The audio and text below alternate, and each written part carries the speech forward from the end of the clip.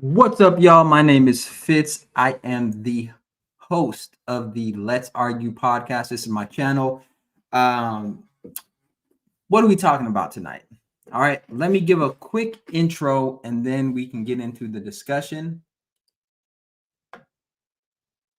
Let me give a quick intro and then we can get into the discussion. So, tonight we're talking about diversity, equity, and inclusion. Okay. Now, for those of you who have been out of the loop and maybe you're not aware of what diversity, equity, and inclusion is, I'm going to give a couple of definitions, and then that way we can have a productive conversation. And I'm going to have the definitions up so that we can reference them throughout the conversation in case there's any questions on what I mean by diversity, equity, and inclusion. But it's simple. The reason this discussion is important is because diversity, equity, and inclusion is a hot topic, and many people are confused. Okay, many people are confused.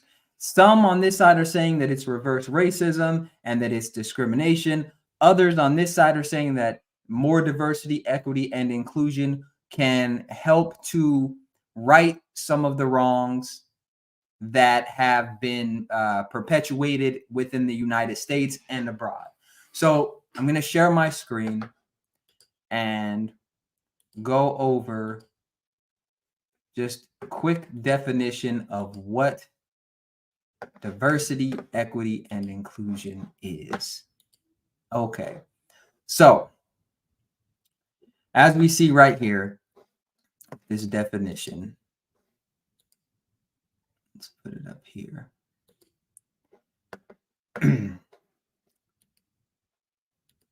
So the DEI, that's the acronym. So diversity refers to who is represented in the workforce. Who is represented in the workforce? So this could be diversity of gender, diversity of age, your race, ethnicity, whether you're able-bodied or disabled, right?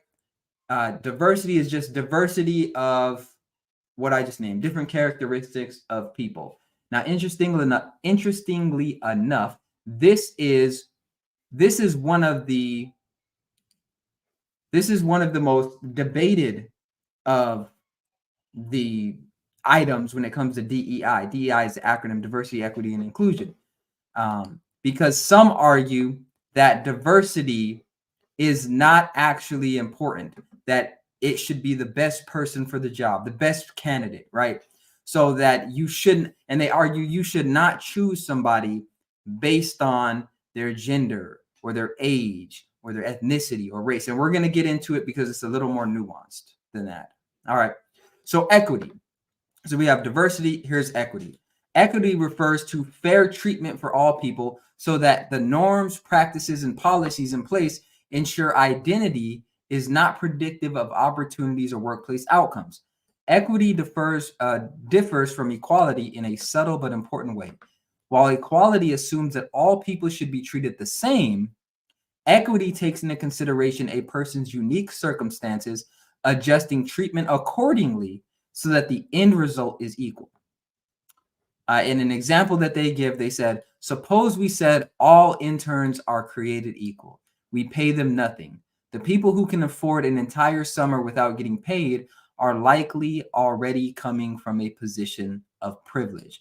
So right here, what they're saying when it comes to equity is, hey, look, there are some people who they just have an advantage. And because of that advantage, they have access to things that other people do not have access for. So equity is aiming to try to level the playing field by saying, okay, you have this advantage over here. In this example, you may be able to do an intern if your family can pay for your rent the whole summer. Whereas you may be just as qualified to do the internship, but your family can't pay for you to live for the summer, so you can't get it done.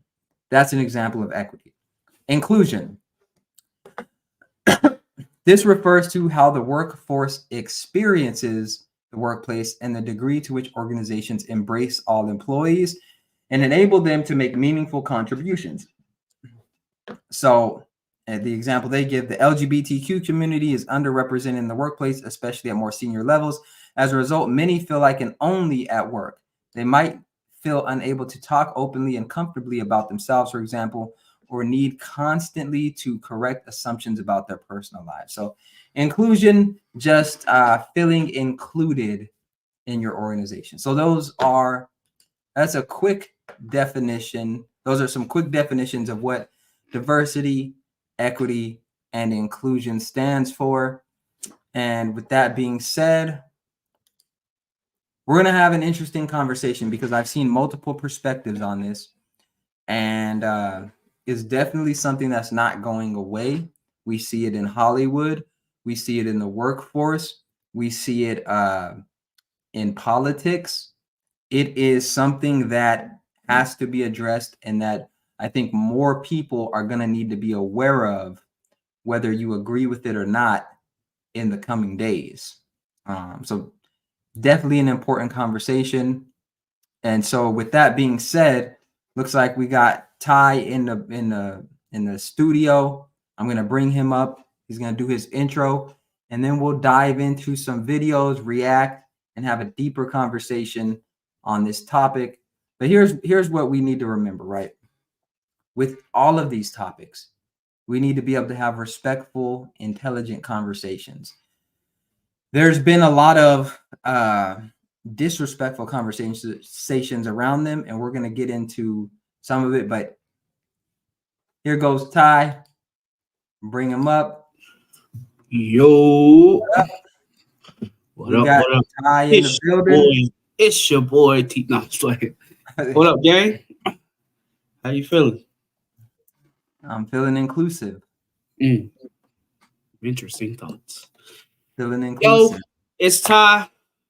Hit me up for all your dog training needs, tips, raw feeding, all types of everything.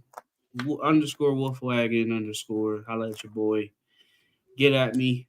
We'll make some plans. Train your dog so y'all can have a balanced lifestyle and yeah, live it up, man. All right. Look a little swole on camera, brother. Yeah. That boy got him some biceps, nah. Yo, that boy going crazy.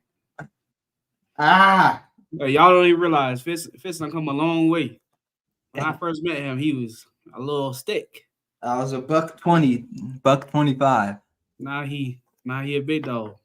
Now I'm pushing 160. Went from a Chihuahua to a bulldog. Took accountability. But I'm probably gonna get back down to like 155, 150. Yeah. Lean out a little more, do some more cardio. Yes, sir.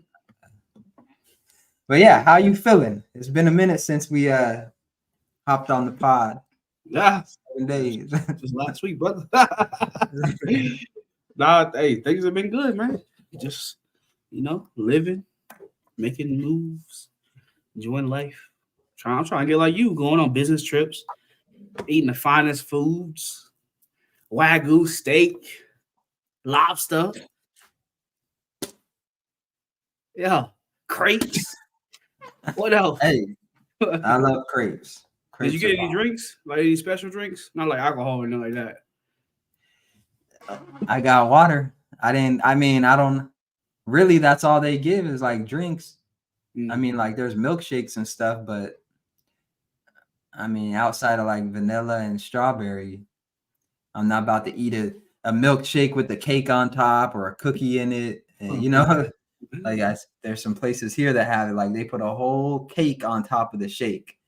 And it's like, that's just an inconvenience to try to eat it like that. But nah, went on a business trip in Vegas, had a good time. Got back yesterday and was trying to figure out a topic for this week. And I saw a video of a plane and the plane's engine had caught on fire. And I've seen that. So yeah, there's the one where the door came off. That's the one we're going to talk about tonight. but I guess we're talking about the other one as well because I'm bringing it up. But the engine had caught on fire, and I was like, "Oh, dang, that's crazy." So then went into the comment section, and a lot of the comments were like, "They must have been a DEI hire, must have been a DEI hire," and I was just like, "That's weird." To assume that they're a DEI hire because something went wrong. So I felt like there needed to be a deeper conversation because I think there's a part of it that's missing. So from your perspective, what do you think of when you hear DEI hire? Like, what are your thoughts around DEI? I got mixed feelings about it because I've enjoyed what DEI programs have brought to certain organizations. I like having a mixture of people, not just strictly black people, but people from different countries, cultures, just different perspectives overall. So I really appreciate that because it makes a lot of the organizations more rich, new ideas, young ideas, fresh stuff. On the other hand, I think there's this pressure to conform to American culture from a white perspective, which then makes a lot of those DEI hires look like tokens of the program. And many of them don't understand that, it's kind of portrayed as, oh, you work so hard, here's an opportunity. But in reality, it's more than just to fill a spot and fill a number for the organization to act like they're hip, to act like they're more cultured and things of that nature. So I'm in between. And I think I've recently noticed this in my organization. We don't have a lot of people from the LGBTQ community. And I think that we should have some clinical therapists that that specialize in that or are from that background because if you ain't from that background, you can't really relate or understand or be up to date on what's going on. You know what I'm saying? It's a bunch of older people who have no clue about that. So I'm in between, man. So let me clarify something because I'm kind of confused at where you are. Because the first example you gave, you were saying that you liked it because it it pretty much there's richer ideas, richer thoughts, and then you contrasted it and said on the other side there's a pressure to conform to white norms or white society. Yeah. When you say there's a pressure, are you saying that the person who is hired as the DEI hire is being pressured to conform to white society? Yeah. So they're coming in with, I think first starting off, they have their own personality, who they are, those type of things. But as time goes on, there's a pressure for them to act like, dress like, and be like their other counterparts in order to um, move up or even have job security. And it could just be them wanting to please everybody because I think that's a huge thing in Mhm. many minority communities. We come into these places and we'll work for free to have an opportunity, even though we're dead broke. This is a step up for us. But yeah, Okay. So I think in certain situations it makes sense to, and I wouldn't even say I want to be careful about labeling DEI as anytime someone black or anytime someone from a minority community mhm, is hired because that's not, I don't consider that necessarily DEI or a DEI hire. okay, So like in the example you gave with the hiring somebody that's LGBTQ, it's mhm, like one, is there a demand for that? And if so, if they hired somebody that was LGBTQ, would that be a diversity hire or a DEI hire? Or would that just be there's a certain clientele that we need someone to relate to and they can relate to them? But also, someone said something interesting, and I think it was about the airlines thing. They were saying There's one airline I think that's trying to have 50% men, 50% women. But there's not a lot of women that want to be pilots. Right. So would it make sense to try to get more women to be pilots, and why? Like, are there a bunch of women that want to be pilots that can't?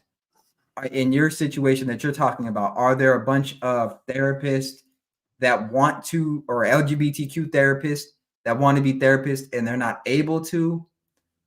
Is that it, or is there just not interest in that area? That one I don't know. I don't think it's too far fetched for them. It might not just be advertised as much, amongst other things. I don't know though, because I wanted to be a therapist at one point and it wasn't really advertised to me. Like, I didn't see commercials or anything like that. Like, do you want to be a therapist? Come on down to help me fix my life, doc. You know, like, it was just, what are you interested in? Right. So, and another thing, it could be, and I don't know, this is just me speculating with the example you gave with the LGBTQ community. It seems like, especially within psychology and therapy, there's a lot of conflicting views, because some would argue that that lifestyle is a mental illness. And if you're in the field of therapy as an LGBTQ person, you may not want to confront some of the mainstream ideas about your lifestyle, or, you know, like, I guess what you're talking about is a unique situation, I think, because if the literature does say that this is a mental illness, you have someone who has a mental illness giving therapy to somebody else who may have a mental illness. Is that a conflict, or the only parts of the mental illness come from specific things from their community? It's not who they are as a whole, but if you look, and obviously it's the DSM-5, right? They haven't deemed it a mental illness. Now, psychologists. So here's the thing: maybe a lot of those things weren't advertised to you because psychology is kind of a specific field compared to social work and maybe a counseling type of degree, right? Social work is more umbrella term. You can do multiple things, a lot more opportunity to jump into different roles. Within that, the only thing that I've come across in the DSM-5 that could be considered a mental illness is gender dysphoria. It don't say anything else about being all these other things that they are, because you got to remember that they're creating a lot of things that they, the trans part of it. Like, I know not the L, not the B, yeah, not the G, but the T. A, B, C, D, E, F, G. Let me stop. I got my little book. You feel me? I mean, let me get. I know about gender dysmorphia. Let me get gender dysmorphia. It sounds like that's when I was in school. That's what they taught me, is that gender dysmorphia is when you're whatever you are biologically, you think that you're the opposite of that. Right. And that sounds like T's. So in that case, which, you know, I'm not trying to get too in the weeds on it, right, but I'm saying in that case, I guess, I mean, it would depend on what it is you are trying to treat that person for. Right. Because I don't necessarily need a black therapist in order right. to treat me or whatever. So the only thing they have is gender dysphoria. That's the only thing they have in there in terms of anything related to the LGBTQ. Obviously, you can get into body image issues, stuff like that. But a person from that community would better understand and can bring them to a better understanding of you may not be this, right? Because for us who are not a part of that, we have to confront those things and figure out, is this person really this? You know, is this a deeper issue of, you know, what I've seen from many of my clients is community issues. As a kid, they didn't feel a part of their community, with their family, culture, religion, whatever it is. And they've had such bad experiences that they've kind of just navigated towards people who are going to accept them, which happens to be this community. Well, let me ask you this. Yeah. Let's say that, because I'm clearly Black, right? But let's say that I thought I was Asian. Yep. And there were people coming to you, or that come to your organization, and they were like, they were also Black people who thought they were Asian. Right.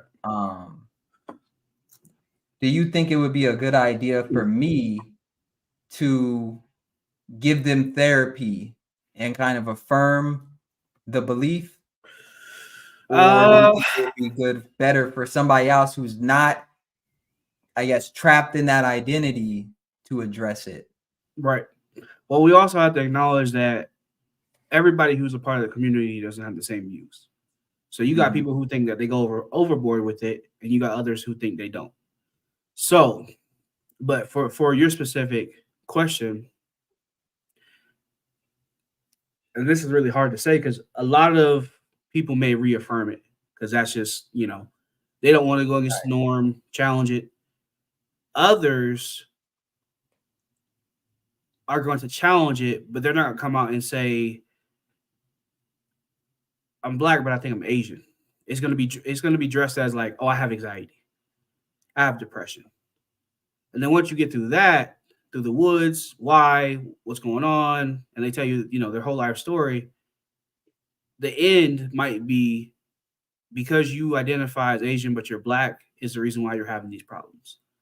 So they don't come in strictly just off of that. You have to kind of sort through the weeds to ask, because they're going to dress it up as other issues, which could be valid, which could be real. But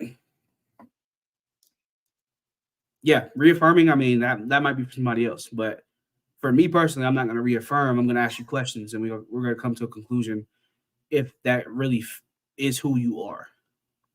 Right? Because I can only tell you so much before you like, I don't want to work with you anymore because you're telling me I'm not Asian when I have Black skin. Right? So there's a lot of variables that go into it. Okay, understood. And for those of you just tuning in, we're talking about diversity, equity, inclusion tonight. We're going to be going over just some of the things that have been happening recently and dive deeper into the discussion on, is it a good thing? Is it a bad thing?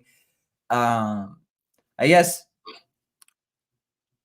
I'm kind of, when it comes to the diversity part of it, it seems like diversity of thought isn't really valued. But also, let's play a video first. I think us reviewing this video might help because it gives us some talking points. And well, when we had this conversation, I want you to break down a lot more of your points, because when people think of DEI, it's more race-based. It's not diversity of thought, any of that. It's more color than it is actual. What you're going off of is more logical of like, okay, we need somebody like this person and they fit some of the populations. We think they could be a good hire based off of not only their qualifications, but what they look like as well. So we'll get into that, but I want you to dive a little bit deeper because they haven't thought that far enough ahead, because DEI is purely race. That's what it's built off of. Hey, we got Jerry in the house. What up, big dog? We got Jerry in the house. Jerry came and blessed us last week. Welcome to come back up again. Or keep us humble from the comments. Either way. All right, I'm gonna play this video and then we can kind of dissect it, because this is kind of. Mexican airline flight had a door that just flew off of its hinges mid-flight with 170 people on board. Apparently, it had some loose door bolts. Gratefully, nobody was sitting in those two seats that are being pictured. And because they had really just taken off, everybody mostly had their seatbelts on. So nobody died. midair. But of course, this could have been a tremendous tragedy. Imagine if this was flying over water. A bunch of people would have died. They grounded a bunch of their flights, made all of the Boeing MAX 9s go through inspections, and found that there were also other planes that had loose door bolts. Well, recently, there has been this push to include DEI hiring practices when it comes to pilots, when it comes to people that are servicing the planes. It doesn't really matter, obviously, whether or not you die on the plane. Don't you just not want to be accused of being racist and of being sexist? In Alaska. Okay. So right there, I feel like she's being disingenuous. Oh. And I'll tell you why. I'm talking about my boo now. No, I actually agree with a lot of what Candace Owens says, but in this example, right? In this example, I think that she's stretching. It's a stretch because one, we're talking about a airplane door that was bolted on that flew off. Right. And for her to just automatically assume that it was a DEI hire that was responsible for that work in and of itself is racist to me. And it is interesting. Is stretching it, and it makes it look like you're not really informed, or you're not really understanding what DEI is. DEI is not saying we go get some bum off the street to come do this job and they don't have to have any qualifications. DEI is saying at a certain point, someone is qualified, but people have their preferences. So if you're in an industry where it's all white males, you may be hesitant to hire a black man, especially in business, because the people that he's going to be talking to are all white men. And if you have $1 million contract on the line, you want to increase the chances that you're going to get it. So you're going to hire people that you think are going to help you win, not necessarily because they're more qualified, but because they have a certain characteristic or trait that you think will be advantageous in the marketplace. So if you send me into a room full of white people, and those white people have prejudice or bias because I'm black and I stand out like a sore thumb, that may lose you the deal. And what DEI, some parts of it are saying, when it comes to race, is like, hey, maybe take a step back and give this person an opportunity because they are qualified, and see how it works out. Be aware of those biases. Be aware, and not just with race, but with other things. So when she's saying a door flew off, it must have been a DEI hire. What evidence does she have of that? It just seems like that's her trying to fit the narrative, right? Because that could have been a white person that did it. That could have been, like that could have been any. There could have been any number of reasons why that door flew off. But to just go to, it's because they had a DEI program, that lets me know right there that part of the argument is disingenuous, and that they're trying to scapegoat certain things. They're trying to, oh, look, something went wrong. It must have been this DEI hire who was a bum living under a bridge, and they just went and scooped him up and had him working on airplanes. That's not what happens. So, and I would also argue that Candace Owens is a DEI hire, but we'll get into that later. Don't talk about her like that. She's putting on for the people. Reverse DEI hire. Yes, guy. I might have to disagree a little bit, to be honest with you. Okay. Maybe she was disingenuous about how she approached it. I'll give you that. I don't think she should automatically jump to, well, it was a DEI hire. Mm-hmm. But in some states, and I know this for a fact because I'm originally from Florida. In Florida, they allow a lot of people to come over on a visa. Black, white, whatever culture, whatever. Purple, blue, yellow, whatever. Okay. And a lot of them have no clue how to operate things at an airport. And I'm speaking specifically to Panama City Beach Airport. Well, it used to be Panama City Beach Airport, but Panama City Airport, when you go there, you're going to see nothing but probably majority of them are Jamaican. And many of them are only on there on the visa. So they're there for summertime, maybe into the fall. but a lot of them don't have certifications, qualifications. Is more of just a body that they need to work. So they're going to put you through a little 4-week, 6-week course of, the basics, and we're just going to throw you out there. And I know that because I've lived there, but I also had a family friend who worked there and was giving me a lot of the scoops about what was going on. Because they work in not only at the airport, but in the entire city. And their work is not up to par as if it was somebody that had the qualifications, that had the knowledge, the certifications to do that job. Which They're jobs just are you talking somebody. about? Specifically, Yeah, like is the there airport? is this like Um, low skill labor work? Nah, Like it's some of it is, but some of it's more operational as well. like, With gassing up the planes, packing the planes, making sure they're doing inspections. and you're A lot of saying those these things as people well. don't know how to do that job. To an extent. I think it's more of, we're going to throw you in here, you're going to learn on the job, you're going to make mistakes. And they bypassed people who knew how to do the job to give these people the job. Yes. And how do you know that they bypassed the people? Like, how do you know that the qualified people were overlooked? I have a CI. This guy. I'm for real. I have a family friend. I got 2 family members actually. I have a family friend who was in management, and the goal was to hire as many people you can to have those bodies on the job to do the work. It didn't really matter who was qualified. It was more about who we can get on faster. So I'm going to push back and say that that's not DEI. That's just somebody being cheap. That's just an airline being cheap, because DEI is not saying we're going to try to go out and get cheaper labor necessarily. DEI is saying there's two people, there are people qualified, right? Because getting cheaper labor that could just be part of your you may not have the budget to pay somebody more, right? Like I don't consider that DEI. When I consider DEI is like you have one candidate and then there's another candidate, and you're hiring this other candidate and they're pretty much equal, but you're hiring this other one because of one of the qualifications. They're Black, they're a woman, they're disabled, whatever the case is.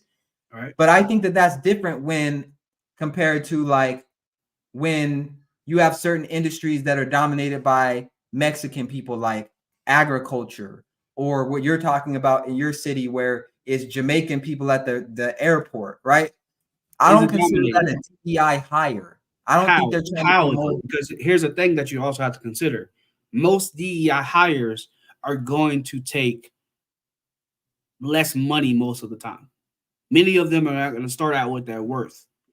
They have to prove, not only, even if they get the job, they also have to prove themselves in order to get to a certain amount of money. So is it cheap labor? Yes. But I think that comes with hiring DEIs because they're stepping in unknown territory. And it goes to my point earlier about what I said about them having to conform in order to exist and be not invisible in the organization.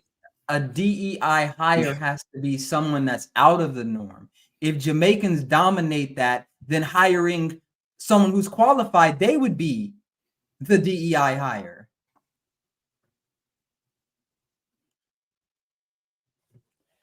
I mean, if you took me on a construction site or a roof job, and I'm the only Black person there, and let's say I'm the only one that can speak English, and I'm the only one that has these certifications, I'm the DEI. Everybody else is, not qualified. So I would be the one that is different. So if what you're saying is the airport is dominated by essentially people who aren't from this country and who are Jamaicans, then the qualified person would be the token. I was reading the comments. I mean, it's not dominated now. It has over the past few years, but before it wasn't like that. But I mean, to your point of it being cheap labor, I think we have to throw that in there as well, that DEI hires always settle for lower than what they're really valued. But Because again, I can get a job off of qualifications. Like you can go get a job working on a construction site because you speak English, but it doesn't mean that you're like the token. That doesn't mean anything. if you're the only black person there, even if all the other people, But you're going off of speaking English though. We're not talking about you being black. We're going off of speaking English. If you go to let's say you're the only person that speaks English there. Right. You're the token. You don't fit in. You're different than everyone else. So you would be the DEI in that situation. I guess to an extent. Right. Like you're in social work, right? Yeah. She said, dude, you need to stop worrying about race. I'm not even get him, Jared, get him. Race is the trap. I'm going to He coming for you, bro. I'm going to say some things tonight that I think will pleasantly surprise y'all. All right. Yeah, that's true. Because I'm not bringing up race in that way. Candace Owens was. Candace Owens was talking about it was diversity hires. But again, if we don't bring up race, how can we even address what she's talking about? This is a bigger issue. So if we can't bring up race, then how can we even? I was just using race as an example of saying, if you're the only person that is a certain race or speaks a certain language, it says DEI and diversity hires isn't the point. It is the point. But that's the topic of the evening is DEI hires. But what I'm saying to address your point is this. Okay. When you have, I guess, a job and there are qualifications, at a certain point, you have a pool of people who are all qualified. Right. And then above that, it's just your personal preference, whoever's doing the hiring. Like it could be the smallest thing. They could have shown up to the interview and their breath wasn't too good. And you look at that and you say, oh, that means this, and that. That's a bias. It could be the way that they're dressed. That's a bias. Like all of these things come into play when we're talking about hiring. It's not just who's the best on paper. It's never the best it's never the best who's on paper. It's about filling a quota. It's a trap to bring in incompetent people. I disagree. That just because someone who is a DEI hire is incompetent, that is a trap. Because that's a trap because you're assuming that they're not qualified just because somebody hired them because they're black or because they're a woman or because they're disabled. Like whatever the DEI program is that says we're going to hire this person, or even if it's not a program, just hey, we want to hire more of this people. You're assuming that those people are not qualified. Someone can be qualified. Like I go get a babysitter for my children, right? They have to be a woman. But they also have to be qualified. It can't just be any woman. But when people talk about DEI hires, they make it seem like it's any black person, any woman, any this. But the person is likely qualified as well. It's just like, okay, we have a qualified person here, a qualified person here. We're going to pick this person. That's not how it goes, though. How does it go? They pick somebody who's not qualified. I don't know the statistics on it, but there's instances of that. It's because here's the thing: when we learned DEI in college, in undergrad, especially within my realm, because a lot of people, this is when DEI became like very popular. It was based on bringing in people primarily based on race. It wasn't because of qualifications. It wasn't because of their characteristics. It was because the top said we need to bring in the program. There's no programs. What do you say? Like when you say they were trying to bring people in, who is trying to bring people in? The CEOs, the big bosses of the company. They're bringing in people to look a certain way to appeal to the community. It's never done with good intentions. Obviously, from a business perspective, right? But it's never done like, oh, this person is qualified, we're gonna get them. Now, you may come in with a long ass resume, and you might be the legit person for the job, right? But because you look like a different demographic, that's going to influence it a lot more than if it was just qualifications versus qualifications. But it's never that. It's never just qualifications versus qualifications. It's never been like that. But it is. Again, it's going to influence their decision, though. You're trying to say people go qualifications versus qualifications, and that's not real. I could even say that about you at your job. They only hired you because you're black. Right, but if we're gonna say that it's qualification versus qualification, you're gonna have to give me an example of where that fits in. Because at a certain point, the qualifications they don't influence as much as it is meeting the quota of the organization. I'm saying before DEI, right? Before DEI, right? How were people hired?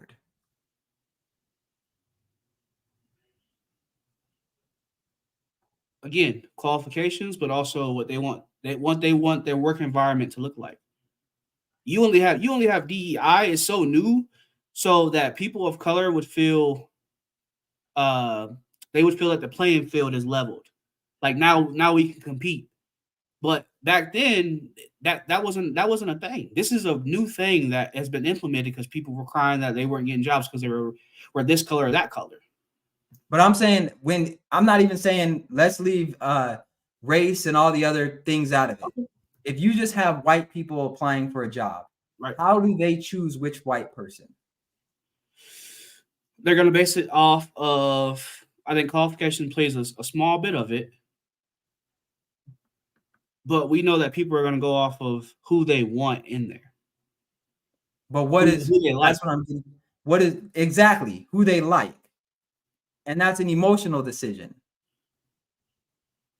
That doesn't show up on paperwork. Yeah. So what I'm saying is that the person, there could be somebody on paper who's more qualified, but there's going to always be something else, something on the emotional side that's going to say, hey, we're going to hire because that person went to that school and I heard good things about it, or they went to that school and I heard this, or they came in here 5 minutes early and I don't want somebody coming in 5 minutes, or they should have came in 10 minutes, or like at a certain point, what I'm saying is qualifications break down and it just becomes about whoever's doing the hiring, their personal preference. And so when I think of DEI, what I think of is not the person coming in, because one, people still want to make money in their businesses, right? When I think of DEI, and maybe I'm looking at it differently than you, I'm not looking at it like this person is a bum, but they're black or they're a woman, let's hire them. I'm looking at it like this person is qualified, just like this other person's qualified. Right. We're going to give this person a chance because we understand that there's opportunity that we've been missing because we've been excluding this group of people, and maybe they could add value in another way. I think both people, I think people are overestimating and saying automatically that you're not qualified if you're a DEI hire, but then anytime you're a minority or you're a woman or whatever, you're considered a DEI hire, even if there's no proof that that's what it is. So yeah, to an extent, yeah. So it's like you don't really know why somebody hired you. No matter what it is, you don't know why you got hired at the end of the day. Most people, as a matter of fact, are not even working in the field that they got their degree in. So you can't really say it's because of their qualifications. So it's something different than their qualifications. So what I'm saying is, throughout history, there's always been a version of DEI. It just may not have been called that, but it could be something else. It could be your breath smells good, or you walked in here and you're dressed differently, but you know how to dress because you got that information from somebody. That's a certain bias. That's something that happens in society. So I think to make it seem as if this is something new where people are getting chosen because of these traits, that's not true. People have always been chosen for things other than what's on their resume. To an extent, it's been that's what I'm saying. It's been influence, but some places will take somebody, and I'm not gonna say a bum because that's kind of far fetched for me. But if I'm an organization and I need somebody to come work for me, let's just say I'm a school, right? And I want we need more diversity, right? Right. I'm gonna go to the schools where these undergraduates are getting out of college, and I'm gonna handpick me a few minorities to come work at our place because that's what they want. So I'm gonna come pick them up. Even though they may have the degree, the biggest influence is gonna be what color they are. But okay, so when you're saying the biggest influence, where are you getting that from? How do you know that that's the biggest influence? I mean, there's statistics, there's documentaries on all this stuff That are saying it doesn't really matter what your qualifications are. Correct. Race has been a big proponent. So you think why many people have got hired? Okay. You're going from a logical standpoint, which I understand that makes sense. Qualifications versus qualifications, but that's not what DEI stands for now. No, I'm not going qualifications versus qualifications. What I'm saying is that the mainstream argument against DEI is that the people who are hired under DEI are not qualified to do the job. Some of them are not. Yes, that is correct. And what I'm saying is even people who are not hired under DEI, they're not qualified to do the job. But you don't hear that part of it. But because we're talking about DEI. But we're not talking about other people. But what I'm saying is like, no, I'm talking about the other people because in order to talk about DEI, you also have to include the other people. How? You have to include them because they're making it seem like here's the normal way that we hire. And then DEI came along. And what I'm saying is the normal way that people were hired, there was always factors outside of qualifications that led to people being hired. And DEI are factors outside of qualifications. Just like before, there were factors outside of qualifications. They're both factors outside of qualifications, but people are making it seem like DEI came along and now all of a sudden you're not looking at qualifications, you're closing your eyes and you open them and there's a black dude standing in front of you and you're like, come on, get on this plane and drive it. Yes. That's not what's happening. That is what's happening. That's not what's happening. That person is qualified on some level. They could have a basis. Let's say they got an associate's degree to do. I don't even want to say flying because that's a whole thing in itself. We'll just say school, right? They got an associate's degree to teach, right? And again, the school needs somebody who they want a minority. So they're going to pick that person who may not have the most experience. They may have an associate's degree, which does allow them to step in the realm with everybody else who has degrees, which is but they're not going to be as qualified though. But we're not. See, that's the difference. But they might be qualified on paper, but that doesn't mean they're qualified in real life. But what I'm saying is, can we agree that as qualified from somebody as somebody is different than not being qualified? Say that one more time. I didn't hear the first part. Can we agree that just because you're not as qualified as somebody else does not mean you're not qualified? No, we can't agree on that. Because I'm not comparing them to other people. I'm saying qualified in general for the job position. That's what I'm saying. But in order to know that they're qualified, you have to compare them to people who are qualified. But how much do you base that off of though? Because if I do a job description and they meet 2 or 3 things, or they meet 2 or You 3 said things that I that. want out of the list, and I'm like, well, they're somewhat qualified, but they're black, and I need them, so I'm gonna go ahead and give You them. said that. You said they're not as qualified as somebody else, right? No, I'm not saying that's somebody else. You said they're not as qualified. No, I said if they stepped into an arena with the other people, they may not be to their level in terms of on paper with degrees and certifications, but if it's just on paper but not on real life, they're really not qualified. I can get a degree in anything, go work, and not be qualified, but I'm qualified on paper though. So then, but what we're talking, okay, what we're talking about is being qualified on paper, because that's all they're going off of, because you haven't started the job yet. So all they have is the paper in front of them. They don't know you outside of that paper. So everyone is being based on what's on that paper for the most part. So that's what I'm talking about, is on paper, this person has the basic qualifications. They're qualified to do this. They may not be as qualified as this other person to do it, but they are qualified. That's the argument that I'm making. But I'm not comparing though. We're not comparing. You're comparing 2 different people, qualified versus qualified. DEI is about race. It's not about qualifications. So it's that's never been about qualifications. You talked about Candace Owens, right? You said that she was a DEI hire, which they have allowed her to be in there for what? Now she's intelligent as hell. I'm gonna break that down. She's intelligent as hell. She is super intelligent. Yes. She knows how to play with her words. But the influence is because she is black. That's why she has a voice and a spot in these type of politics, presidential campaigns, all that stuff. That is most of the reason why. It's not just her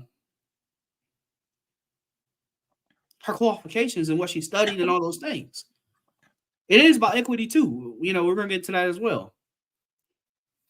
Here's what I'm saying. Okay. Maybe I'm not making sense of it. Here's what I'm saying.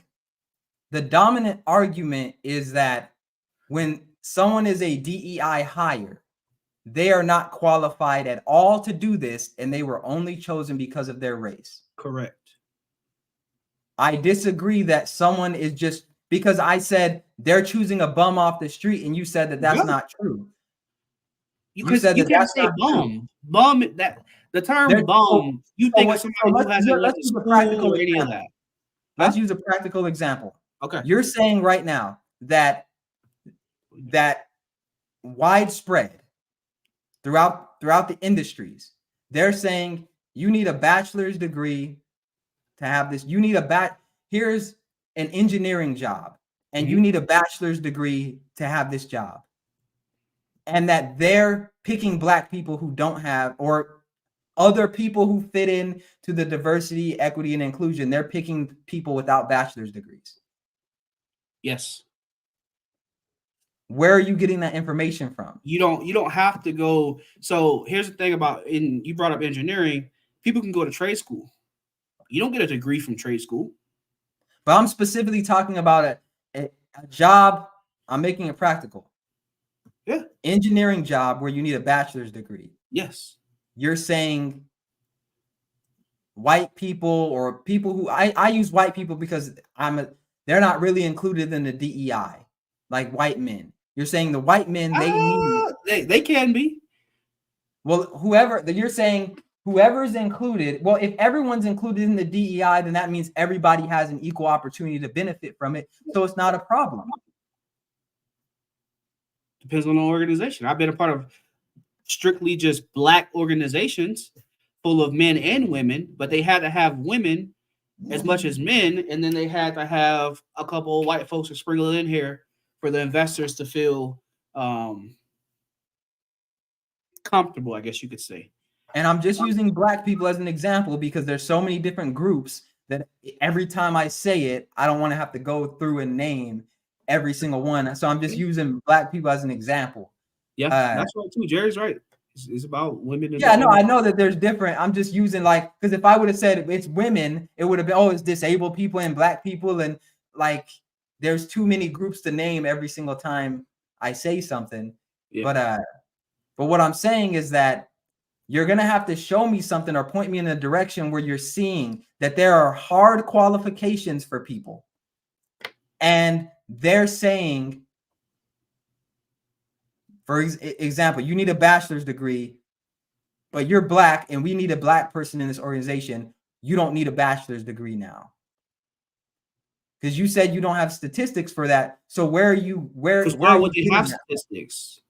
I don't have personal statistics that came out 2 years ago that this is this specific issue, but I have read books, documentaries, articles in the past that have talked about this specific issue being a problem. But the specific thing I just said, where you need a degree. I'm not saying they don't need it, but here's the thing: jobs are going to say bachelor's degree, or you can substitute your experience. It doesn't have to always be a degree. So I'm talking about one where they do need one. I'm saying here's some hard. But most places will requirement. Most places will say either or. It's not depending on the job. Now, if you're going up in money, yes. But if we're talking about just entry level jobs, it's always or X, Y, right. and Z. I'm talking about a specific situation where they're saying, because I'm trying to make sense of what you're saying. Because I'm saying, I think when when people are getting hired as DEI hires, they still have the qualifications to do that job. Maybe they are not as qualified as somebody else, but they still have the basic qualifications to do the job. It sounds like you're saying they don't even have the basic qualifications, that they're just choosing somebody simply because they're black and no other factors. And that this is widespread. This isn't a few instances. This is widespread throughout the industry. So I'm asking it's about value though. Like Jerry said it. I don't know what the comment was. Like you said, who they can get the most value from. So yeah, I'm not saying that there's some bump. They just grabbed somebody off the street and said, "Hey, you're gonna come be an engineer for us." I'm saying that you may have zero experience, zero.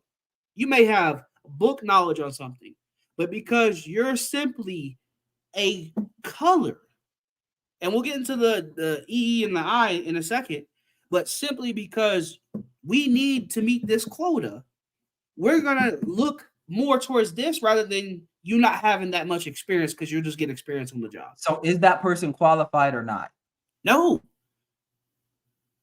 So that person is not qualified to do the job, but you're saying we can't compare them to somebody who is qualified. Like, what is that? Because being qualified is very subjective. Exactly. Okay, but I'm still saying that they're going to be influenced off of if I need somebody black. If I need somebody black, let's say you and another person. Let's just say a white person, and I need somebody black who does research. Y'all both do research, right? And he has a degree. He's got 15 years of experience. This, not that, third. But you only have 3 months that you've been doing with school, or you talk about your school career and what you did with classes and stuff like that. I might overlook that. I might overlook him and your experience just because you're black.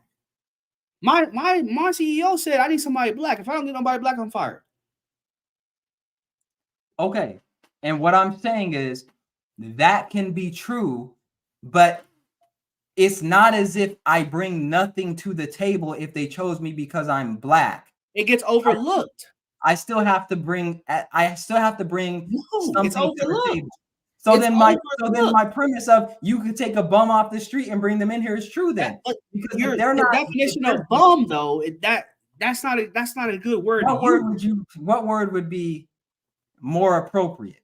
Instead of me saying a bum, let's say somebody who didn't graduate high school. You're saying that there are people out there, you need to know engineering. You need to know the math for engineering. But here's a black person who doesn't know that math, and they're black, and then they just go and hire them. Is that what you're saying? I'm not saying a bum off the street.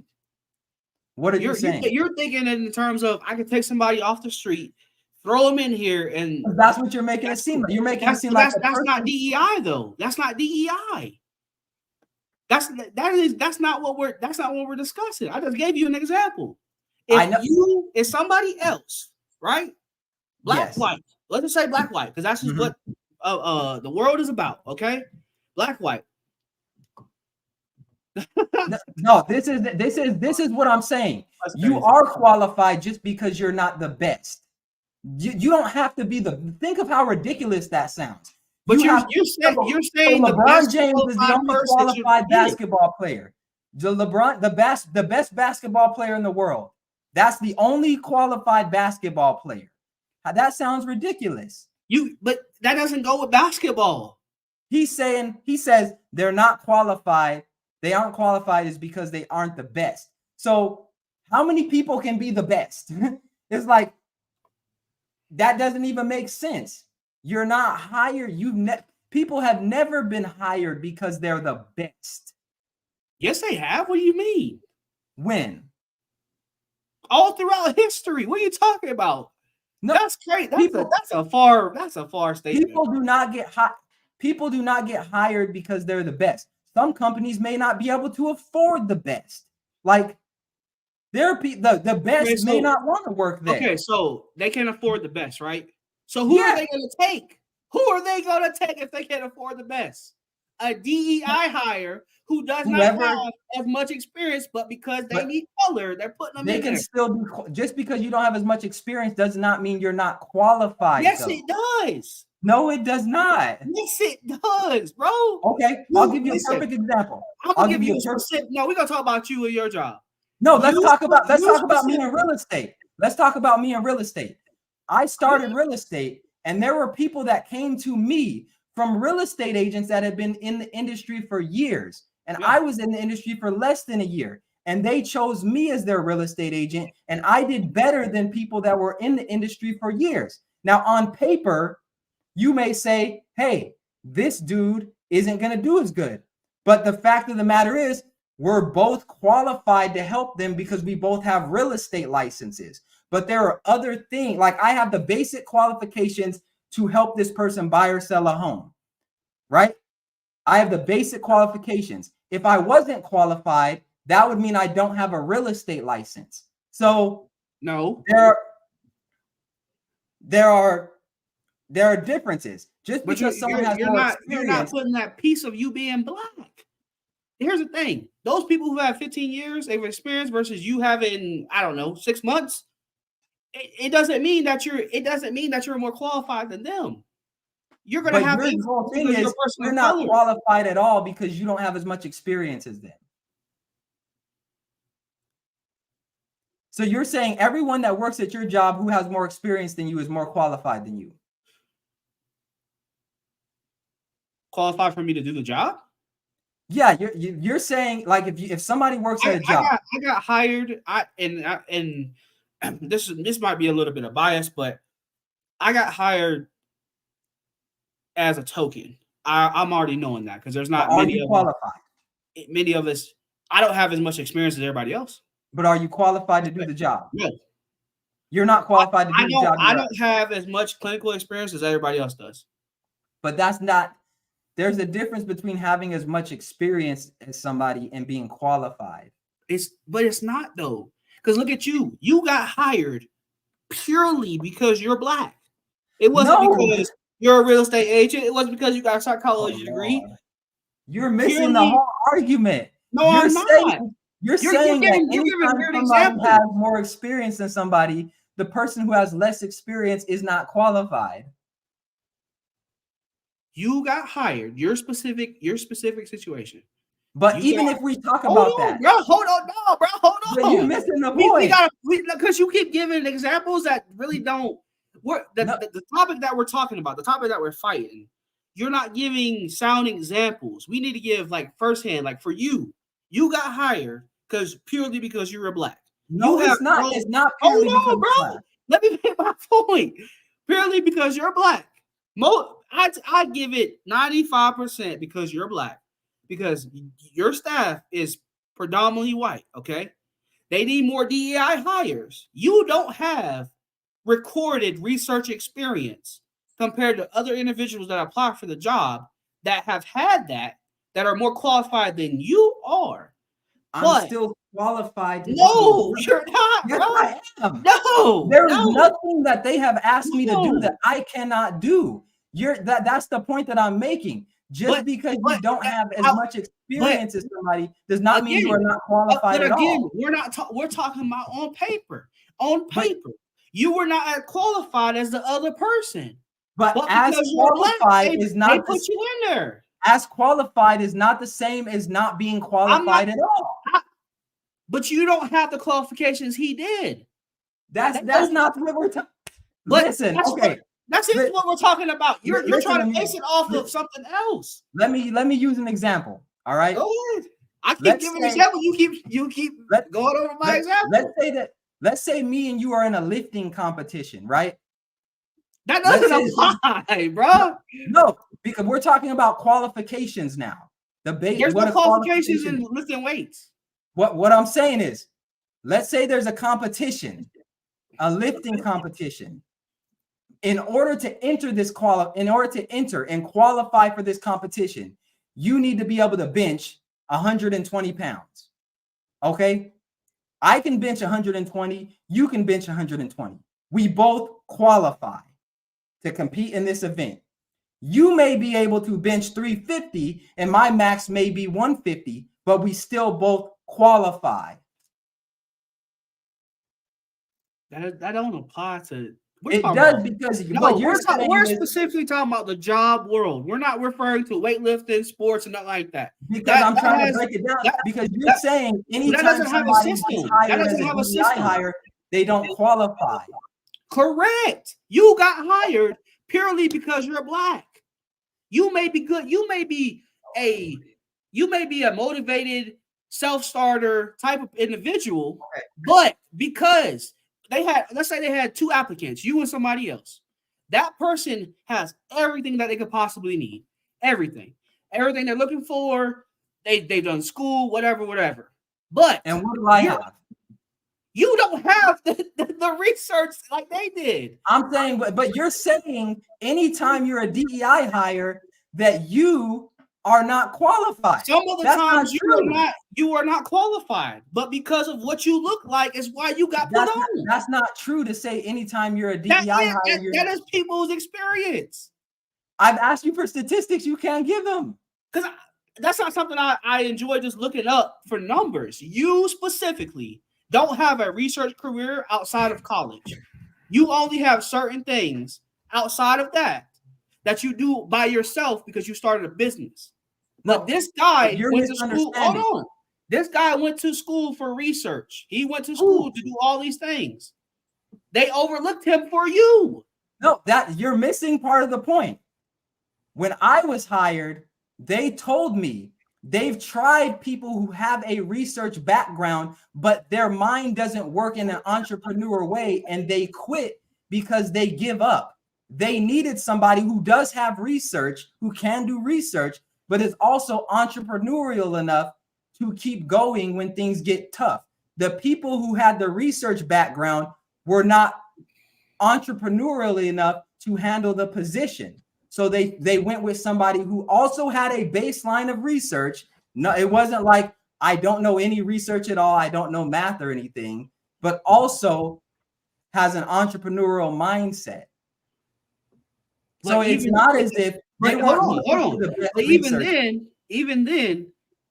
I would genuinely say that you were not at the level that you are now when you really started working at this job. Nobody is that. Everybody starts at some point. No, bro. You tripping, bro. That's crazy. No. You were just starting off, barely had little baby legs. Of course, once you're in a position for a certain time, you're going to get better at it. But the point of the matter is that right, and they understood that. But they understood that you would eventually get better on the job. But they were going to give you the job anyways because they need more diversity. That's what you're missing. I'm not saying that they can grab a bum off the streets. I'm saying purely because you're black. And you have some idea. They hired you. If it's just because of my skin color, then they should be able to get a bum off the street, but they can't. So that means there's something that's I a have. terrible. That's a terrible example. No, it's not, because you're Yes, saying it is. it's only because of my skin color. Let's You're saying go it's with only that. Let's because go with my that. skin Hold on. color. Let's go with the bomb, right? Most of the homeless people on the street have had a previous life. They've had jobs, they've had education. Shit just kind of went left, right? So you could grab them off the street and they could do fairly decent enough for them to be okay with that. I disagree with that. You're crazy as hell, boy. You're crazy as hell. Maybe Crazy as I don't hell. know my position the way you know it, but I know that I definitely would not be able to do this without the education and the background that I did have in research and the basics that I have. I know that I've shown people my work, and people who are not bums on the street but went to college didn't understand it, and I had to walk them through it. I know that there are CEOs of companies. Wait, that hold on. Stop for a second. The people that you showed your work to, what did they look like? They're a mixture. They're Indian, they're white, they're black. Okay, there's the point. There's the point right there. They got hired because of diversity. No, You say these people got degrees, they're not qualified then. You smoking dope. You were smoking crack, boy. No, you're crazy. Aloha, gentlemen. Aloha. What up, Jared? How's it going? Y'all Good to got see me you, Jared. so. I was trying to listen to you guys in the background again, and I'm just like, man, I got shit to do. And but I gotta admit, man, Fitz, you haven't dove deep enough into the one of two things right now. You haven't dove deep enough into the rabbit hole, or two, you actually do want to see the system destabilized, because the arguments you're making are actually in defense of incompetence, without a doubt. You even say statements that show that you are actually an advocate for incompetence, because when you say things like, oh gosh, what was it that you said earlier? I apologize. When you were talking about being the best, if you're not the best. Yeah. So it was like the argument of going for the most qualified versus someone who has the basics. There are certain entry level positions that a person can take on, that can then level up. That's like knowing the basics is totally fine, but you can't. It behooves you not to hire certain positions based on if they know the basics or not. You actually have to have some sort of threshold. The thing about DEI is the thing about DEI is that it doesn't allow for you to look for the most qualified people for that position, because its first tenet is to look at immutable characteristics, without a doubt. And the problem with looking for immutable characteristics first and foremost is it lets people slip through the cracks, and all it takes is just one bad link. If you don't, as a business owner, if I don't put in the proper qualifiers, I open my business up to failure because I've allowed certain things into my system. Equity is a poison pill that is applied to organizations in order to destabilize them. They use immutable characteristics in order to cajole organizations into destabilizing themselves, because they end up arguing and or hiring based on these characteristics. Meanwhile, only those characteristics. As the primary objective, their whole goal is to meet these DEI numbers. Give me a breakdown. Give me a breakdown of the percentage of, here's their qualifications. Here's an example right here. I sent y'all a link from the Washington Post from 2021. United pledged to diversify its pilot pipeline. Outrage from conservative pundits was swift. Of course they were. Of course, Where's that's how the they link would at? label it. I put it in the chat. I'll put it in the chat again. It's from the Washington Post from 2021.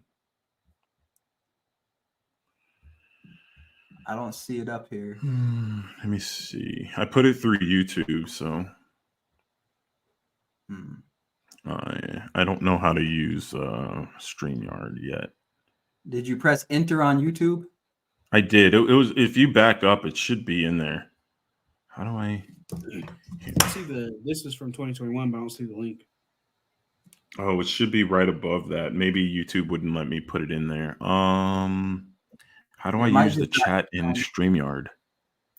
Oh, I think I just have to join the chat. It says connect.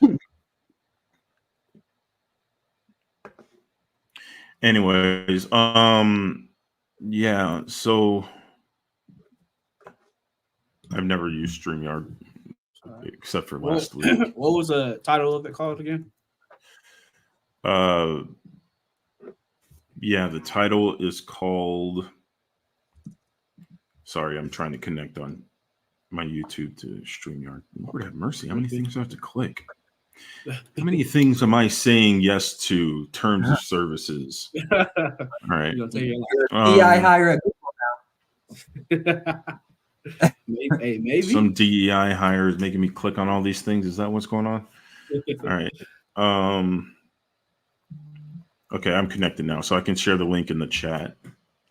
Okay. So, this comment has failed to post to let. What? Why? Okay. All right, I'll give you the title. The title is United pledged to diversify its pipeline. Outrage from conservative pundits was swift. So it's by Hannah Sampson, April of 2021. I put the title in the chat.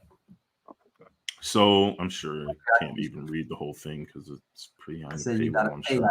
But just opening up, it says less than 20% of United Airlines pilots are women or people of color, a statistic that the carrier wants to change. So United said last week that it had set a goal to train 5,000 new pilots, at least half of them women or people of color, at its new flight school over the next decade. In a statement, CEO Scott Kirby said these pilots would be guaranteed a job after completing the requirements of the airline pilot career development program called Aviate. Our flight deck should reflect the diverse group of people on board our planes every day. While some social media users praise the goal, and some are high profile, of course, it's going to say that conservatives have a problem with it. A spokesman from United declined to address the pushback. The airline responded to one user tweet and saying that all highly qualified candidates, so United is saying highly qualified candidates who are accepted into the academy will have met or exceed the standards we set for admittance. So now the question is, what do they set for admittance? Our commitment to diversity is all about recruiting from the deepest pool possible of exceptional and qualified candidates who want to pursue a career as a commercial airline pilot, particularly those who otherwise may not have attempted to do so due to a variety of factors, primarily financial barriers. We believe that we're going to be a better, strong airline because this is in 2021. We believe that we're going to be a better, strong airline because of this, and we also understand that our pilot group needs to better reflect the communities that we serve. See, here's the thing. They're not saying that we want the best pilots for the job. They're saying they want the most diverse candidates for the job. The thing that they are focused on is making sure that they have the people who fit their qualifications, and they're stating that the qualifications are that they are diverse, not that they're the best skill. I didn't read that they just had. I didn't read notice. Okay. I read that they're traditionally recruiting out of a pool of a certain group of people, and they want to The most open that skilled pool up. people. Uh-huh. Whatever group that is the pool that they were originally, the original system that people were recruiting from were from the most qualified group of people. No, they were that were literally competing, that were literally competing for those gigs. How did they become qualified? They went through whatever training that they had to go to get an A plus. But no, what they're saying is that they're creating a whole new system. They're going to offer training to people so that they can recruit people who would not have access to that training because of financial barriers. Okay, they say we'll have met or exceed the standards we set for admittance. These and standards they set the standard before as well. So what are the new standards is the question. Because they already had standards. They already had standards before. So what are these new standards for admittance? You care about the old standards. No, I care about what are the new standards. But you don't. So you don't even know what the old standards are. The old standards is merit. We already know that the old standards. But you don't even know what the old standards are. What is their training program before this DI program? You don't know what it is. But because I can guarantee you, I can tell you exactly what it is. The best people get hired. You don't know that. How do you know that the best people are hired? Okay, let's take what you're saying, right? The best people are hired. What does that mean? What does it mean for the best person to be hired? It means the smartest, the most ingenious, the most reliable people were hired. How do you test for that? You go through flight training. You go through apprenticeship. You go through the years of ups and downs. You go through the ropes. You go through all these things. How can you what you don't do is you don't say, I'm going to go and hire a bunch of diversity and equity HR managers who are going to try to go and fit in a whole quota that we need to hire X amount of women in the next 3 years so we can have them fly our planes. How are we going to do that? How are we going to do that? We're going to have to create new standards. But they're not going to increase the standards. They're not going to raise the standards. They're going to lower the standards. Why would they lower the standards? Why would they lower the standards? Because their goal. So how do you know that they're lowering them? If you don't know the standards, because their goal, they state that their goal is to increase the number of immutable characteristics. But how do you know that? They said they're going to train them, right? They're going to train them to hit the new standards. But you don't know what the old standard is, so how do you know it's less than the new? Like it could be better. They could because their stated goal. I'm literally answering your question, Fitz. Their stated goal is to hire people on their immutable characteristics. So they're going to automatically they have to lower the standards. They can't raise the standards because they already said these people don't have the ability to get up there. No. They didn't say that they couldn't do it because they're not smart. Because of financial situations or whatever. They're going to make up whatever excuse. You're not capable of doing it. Like that doesn't just because you can't pay for something does not mean that you're less intelligent than somebody that can pay for it. If you don't invest in yourself to gain a skill, you're not going to learn the skill. If it's given to you, no, that does not mean that. Because there are valedictorians who have won full ride scholarships. They didn't have to pay; it paid for them. So are you saying they worked for those scholarships? Are you kidding me? They didn't pay for them. You're saying they worked for it. That was their pay, their time and effort and energy that they put into it. That was pay. That was value. That's valuable. When you sorry, sir, Fitz, you own a business. Okay. You have to actually use the fundamental principles to understand what's going on. You are advocating the lowering of standards in order to justify immutable characteristics to be there. And then you go and say, but that's not what they're doing. You go and hide in the Mott. Meanwhile, in the Bailey, what's actually happening, which is what Ty is trying to point out to you, you keep ignoring. You ask these questions and I answer you directly. So does Ty. And instead of you actually hearing what they're actually saying and what we're pointing out, you deflect and then say, well, that's not what we're talking about here. I'm not deflecting. You're making assumptions that just because they're training people and they have a goal, that means that standard of training is going to be less than what's already there, but you don't even know what the current training program is. Their stated goal right here, right at the top, their stated goal is to increase the number of women and people of color, not to increase the number of skills. It's to increase the immutable characteristics in the industry. The problem with that is you aren't going to get the best. You're going to get the most mediocre people ever. Why? Because they're not actually having to work to get that position. They're through the training program. I do not want a pilot that got through within a year because United Airlines is trying to fit the quota to make sure they have enough women engineers or black engineers or whatever, and we put them through our new system that will get them through within a year.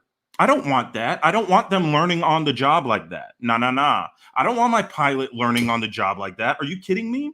Why? And then when we see the results of these policies, people obfuscate and say, no.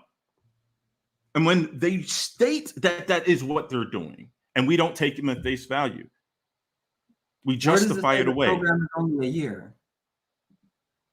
I had a conversation. I said this in the chat earlier. I had a conversation with a guy who's working in air traffic control.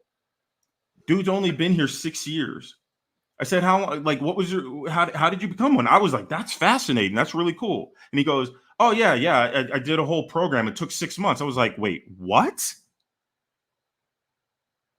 Excuse me. And is that for that industry, or is that just air traffic control? Those are the ones who tell the planes how to land and what. Oh my God. It's one of the most important gigs in the world. I know what it is, but I'm asking you, what is the norm? Is that the norm for that industry? No. Or did they just put him through that? They started that around that program. It's an FAA program. I'm sorry, I don't have the research with me, but it is an FAA. It's an FAA. It's a government program. These things they're happening in every institution. They're happening in every institution. It's not just airlines. And it's a problem because what it's doing is I brought this up last week. The thing is, these things are distractions from what's really going on. All these things that are happening are actually trying to destabilize the system. They don't want the best people. They absolutely do not want the best people because they don't want this system to exist at all. They want us fighting with one another. They want us fighting with one another. They want us blaming the wrong people for the problems. Meanwhile, these people are like they're dumping fake money into the system, and they're saying, "Hey, let's justify the hiring of mediocrity as opposed to meritocracy." It's so blatant and in front of our faces, but we have people who don't want to actually say, you know what? We actually need to say no to these bad policies and practices. Let me ask both of you a question, and I'd be interested. I'm interested in the answer. Okay, and Patricia's right there. That is a good reason. We've been talking about what's qualified and what's not qualified. Okay, So what I'm hearing you guys say is whenever somebody's hired because of DEI, that means that they're not qualified. So no, that's not what I'm saying. That's what I thought Ty was saying. What I'm saying is that there will be people who are legitimate, who can legitimately get in there, and you can hide behind those people. You'd be like, see, this person's legitimate.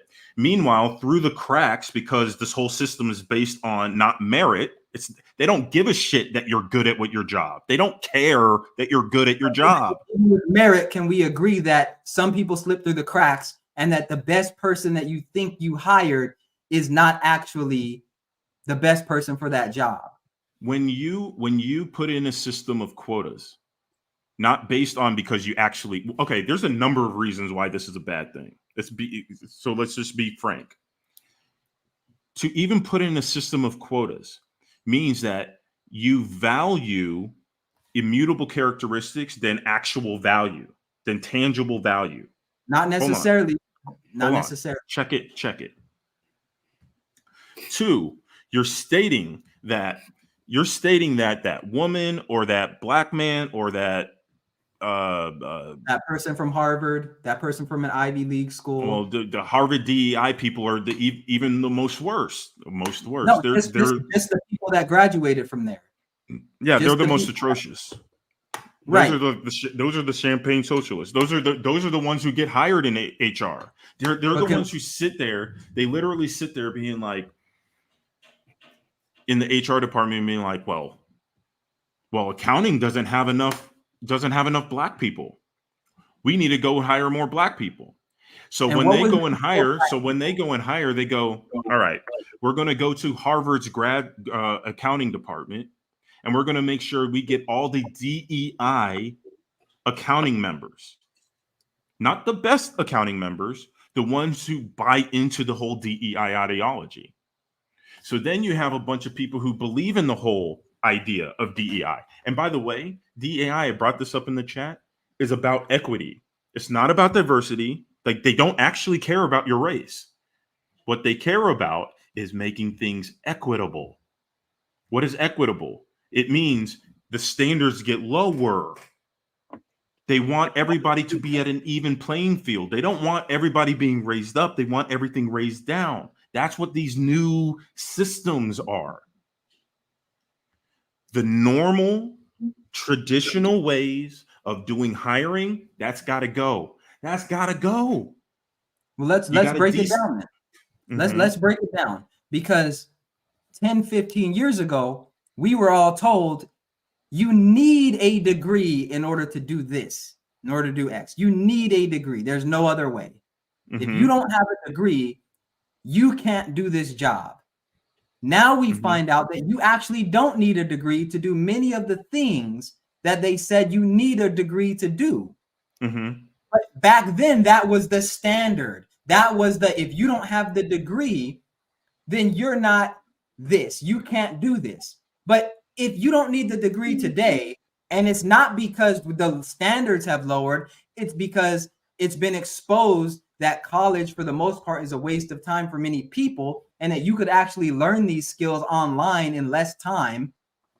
But because you didn't have that degree, you didn't have the standard, then that just goes to show you that the standard that you're claiming is so high is biased, and that it's not just this is the standard and you have to do it. There are doctors in other countries that have different qualifications than doctors here. They're still doctors over there. So there isn't one unified but they don't standard. they don't do a DEI standard still. But they do different things. No. You can't be changing things around. You can't be changing things around like that. They have their own standards, and we have our own standards. And right now in our country, or in this example, United Airlines, they are trying to change they are trying to change their standards, and not to raise their standards. No. They are trying to lower their standards, and you to make everybody fit in. And you're in support of that? No, I'm not in support of lowering standards. My argument is simply this: if someone is hired for DEI because they're let's take me. If I'm hiring somebody, right? And I choose somebody because they're black versus they're white. That person would still need to be qualified. There just may be something different about the But people. that's not what DEI does. But that's what That's not I'm what saying. DEI is. But that's not what DEI is. So It doesn't you're matter saying, what you're saying. I'm talking about what it actually is and what they actually state that it is. so You're DEI trying. This is what? why I'm saying that you keep doing this Mott and Bailey fallacy. You keep hiding under the defensible when in actuality, what's happening, what they're actually doing is what's actually happening. You can't keep hiding behind this whole idea of, well, that's not what I would. No, what they're actually doing is what they're saying that they're doing. It's like But they it's didn't like when say people that. it's like when You people said say that's it's like what when they were people doing. it's like this. It's like when people go, it's like when people say, when people bring up, it's like, the World Economic Forum is doing their thing in Davos. It's like, man, what are you talking about, man? You're a conspiracy theorist. That's not happening. It's like, what are you talking about? They're right there saying what they're saying. But in the example Like that you literally, gave, not only saying what they're saying, they're defining it. They talk about it for hours. They have whole documents about how they're going to implement it, what the timeline is going to be. But no, y'all are crazy. That's not actually happening. And I'm so going I'm based over on here what you being like, said. hey, let's talk about this DEI thing. And you keep saying, oh no, but you want to hire. It's like if you're going to go hire between a black person and a white person, and this, and the other. I'm like, bro, you keep missing the point. The But point you're is, making stuff up. no. You're The making stuff up where it fits. their stated goal is equity. And you're Equity is about assuming that lowering equity is a standard. lower It is standard. not about raising standards. Where It did they say never the will be standard is about lower? raising standards. Where did they say the Their standard focus. lower? I'm sorry? So here, let me give you an example, Fitz. All right. So FAMU is in Tallahassee, Florida. So it's a HBCU, right? They have allowed white students to apply and get into the school to get more money. Mhm. So to Jerry's point, it becomes more about equity. So we know that with HBCUs is predominantly black. That's one of the things, right? To get into HBCU, they've lowered that to have diversity, but it's also the value and the equity that comes with that white kid attending that school, because that means more money on the back end. So they're willing to lower those things in order to reach the end goal. But that's different because being black versus white isn't lowering a standard. But how? That's not a skill set. Being white versus It's an black is not immutable character. It's an immutable characteristic. But he's And saying it's lowering a standard. it is lowering the standard. In order for it to be a lower standard, you'd have to say that the black kids inherently are better than the white kids, and they're lowering the standard. At that school, yeah. It's How a are they better? How are they historically better black if they're- school. That doesn't mean they're better. It's a historic. Okay, so now you're going to argue that black people are worse? No, I knew you were a white supremacist. I called it out last week. I'm not I saying called it they're out worse. last week. I'm not saying they're worse. I'm saying just like at a PWI, right? If they're, you'd have to admit then at a PWI, you're saying that it's lowering the standard by admitting black people. What's a PWI? I'm sorry. A primarily white institution. Publicly. Oh. You're Again, saying that it's lowering the that's standard more by okay. admitting That's black more people. dialect. That's more dialectic speaking. Again, back No, to the it's Mott and not. Bailey. It There are is. majority white institutions, and you're Yeah, but saying if they were to let black people in, that'd be lowering the standard. No, if they let black people in based on their immutable characteristics. That's what he just said, and he said that would be lowering the standard. Yes, equity means lowering the standard. So an Equity is straight up Marxism, bruh. I just want to understand. It's a distribution of all the things to everyone, And all together. HBCU Let's all letting a chop white everybody's person legs off lowering the standard. for the sake of the group. Is letting a white person into an HBCU lowering the standard of that If you're school? letting them in based on their immutable characteristics, yes. I'm just talking about letting them in because they're white and because they passed whatever exam. I'm literally Fitz. Why don't you let my answers be what they are? Because you're missing the point. You asked me a question. You're the one who's missing the point. Neither of you have shown me any research or any data or anything, or even said anything close to they are not hiring somebody with a basic or letting people in with a basic qualification. You're making it seem like they have nothing, and it's just that they're Black. That is the only, or they're just a woman. It's not that it's they don't. Their stated goal, United Airlines, Their stated goal. Less than 20% of United Airlines pilots are women or people of color, and statistics the carrier wants to change. Their goal isn't to get the best pilots. Their goal is to get more women and people of color. That's their goal. Okay, let me ask you this then, right? Let me ask you this: if there was, would you say that Harvard Business School is a high-level business school? Probably today, no. Yeah. What is the best business school that you can think of? Honestly, best business school I could think of today. Yeah. Probably some libertarian college, probably like Hillsdale or something like that. Let's call it Hillsdale, right? Mm-hmm. Let's say that Fortune 500 business company says we only have 1% of graduates from Hillsdale. We want, in 10 years, we want to make that 10%. Would you think they were lowering the standard or increasing it?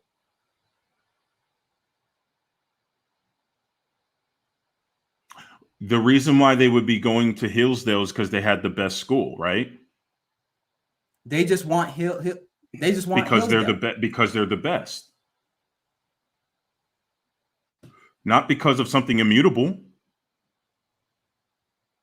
Not because of something immutable. Because they're the best. But you're assuming that they're the best because you asked me what was the best school and I said Hillsdale. And then you said, well, what if they said that they wanted to increase that to 10%? It was like, yeah, why would they want to do that? Because they're the best. Not because of their immutable, not because of some immutable characteristic. You're assuming they're qualified. You're assuming they're qualified. You asked Fitz. Fitz, you got to pause, bro. You are asking me questions and I'm answering you directly. Then when I answer you directly, instead of you hearing what I'm saying, you push to some other topic. You're the one who's missing the point that I'm trying to make. You directly asked me, what is the best business school? You asked me if Harvard was, and I was like, probably not. Why? Why did I say that? Because I know that their departments of education are based on immutable characteristics. This is actually, they openly talk about this stuff. They're Marxists. They're collectivists. They don't believe in individuals like doing for themselves. They don't believe in that. They believe that the group needs to be lifted up. And the only way they can lift up the group is by lowering standards. It's just the way equity works. So I didn't choose that school. You asked me, I was like, I don't know, man. It's really hard to pick because a lot of the business schools will eat this shit up. But I was going somewhere with it, right? And so then I'm sorry. Sorry, Fitz. Then I said probably something like Hillsdale. They're more libertarian minded, right? So Jerry, you asked me the best school. I was like Hillsdale. All right, cool. This organization wants to increase. They only have 1%, and they're seeing Hillsdale over here, and they want to increase it to 10%. Well, why would they want to do that? Because they find something of value in Hillsdale. What? They're the best. That's why. Meanwhile, over here at United Airlines, they're not saying they want to increase the amount of Hillsdale graduates. They're saying they want to increase the amount of women and people of color. In other words, immutable characteristics. They don't care if you're good at it. They don't care if you're the best. They don't even care if you're bad at it. That's another issue. But that's an assumption you're making. No, it's not. It's what they're saying. They didn't say, you said that. You said that they're another- doing it what's- and they don't care. Where in that Our flight they're deck should doing- reflect our. Here's a goal: United Airlines. Our flight deck should reflect the diverse group of people on board our planes every day. That's why we plan for 50% of the 5,000 pilots we train in the next decade to be women or people of color. Dude, they don't care if you're good. But you're making that up. If I say that I want to go, Oh, how am I making that up? He's making that up because How though? I say I'm going to explain it. If I say Explain if how. I say that I want a black barber, that does not mean that I automatically want a crappy black barber. But you're saying no, you should want the best barber. And if the best barber is some white hippie dude, you should go to him. You should go to him. But what I'm saying is just because I say I want a black barber does not mean I want a crappy barber. Even if the black barber is not the best in the world, he can still cut my hair. Okay. All right. And because then I here don't we get go. the best haircut in the world does not mean I didn't get a good haircut. Okay. Let me see if I heard what you said correctly. All right. You're shopping for a barber. Mm-hmm. You're not looking for just any black barber. Nope. Right? But you're also not looking for a barber so you can fit some black barber quota. Not a quota, but I want them to be black. You want your barber to be black. I prefer them to be black, and I Why? also want them to know how to cut hair. You want them to be black because they're black? Or because they're the best? And because the best barbers are black. I want them to be black because I want to support a black business, but they also need to know how to cut hair. If I cannot find a black barber that knows how to cut hair, I will go somewhere else. That's what I'm saying. But I prefer, and what I'll say is that. So I also say this: your argument is definitely apples to oranges, because what we're talking about is. Okay, I'm gonna bring it back to this actual argument of what's going on with DEI, because again, it's just like I said last week. This has nothing to do with race. That's the distraction. That's the distraction. Okay.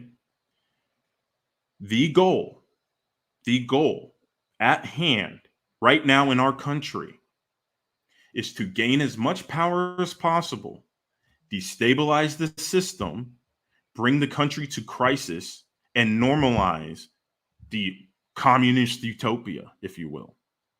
And they will use any means necessary to do so. All right. Diversity, equity, and inclusion. Equity departments have been existent in our country at least going back to 2008. These departments, what they do is they hire like-minded individuals in the hiring process. What they're looking for are more equity-minded people. What they do is they cajole and force people to look at things that don't matter and use those things to guilt trip people into saying yes to their disastrous policies.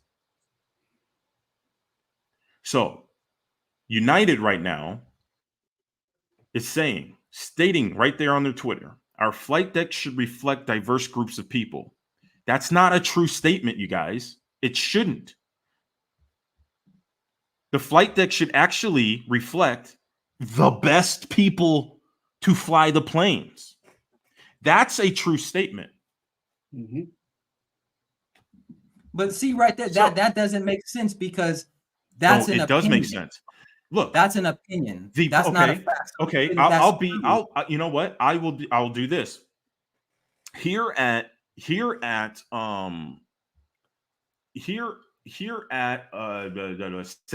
San Antonio Spurs.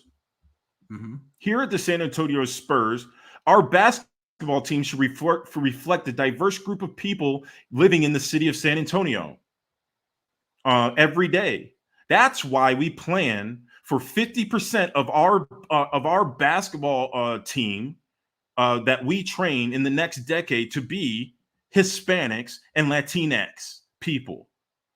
Learn more and apply now. You fucking kidding me? And are you making the assumption that the people that join the team can't really play basketball? No, I'm saying that the people who would be applying wouldn't be the best. It would be any Joe Schmo Hispanic and Latinx person applying for that job. They wouldn't be the best. And the San Antonio Spurs would end up sucking. And that's an assumption that the people that are joining are not good.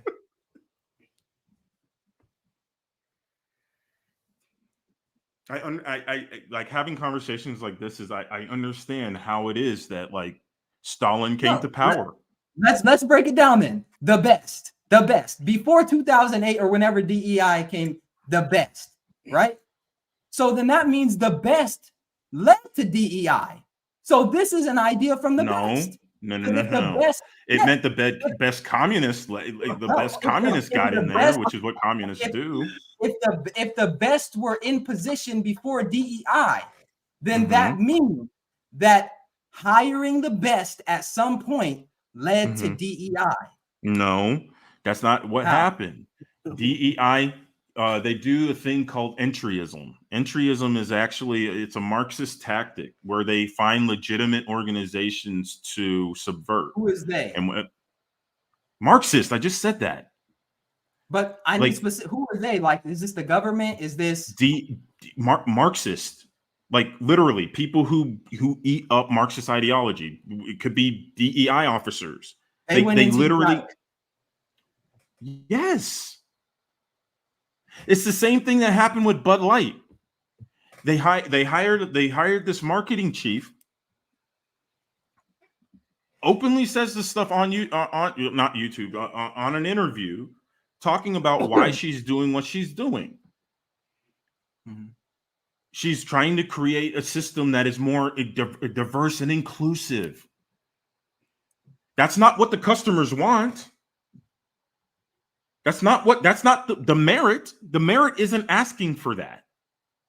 No, she wanted diversity and inclusion. That's what the advertising needs to reflect.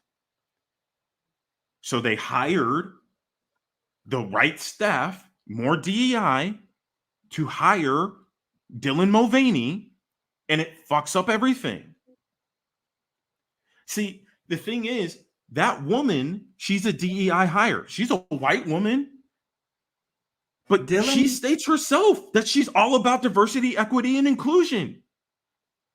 They don't care if you're doing a good job.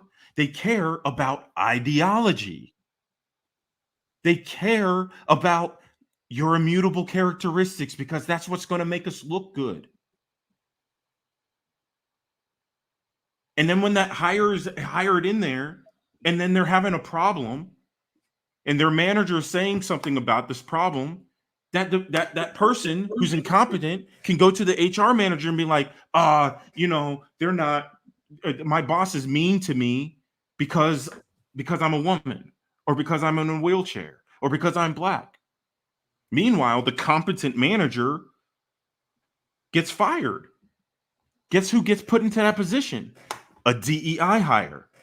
Not a why? I'm not. That part up. There's an interview. You can check out an interview of what's his name?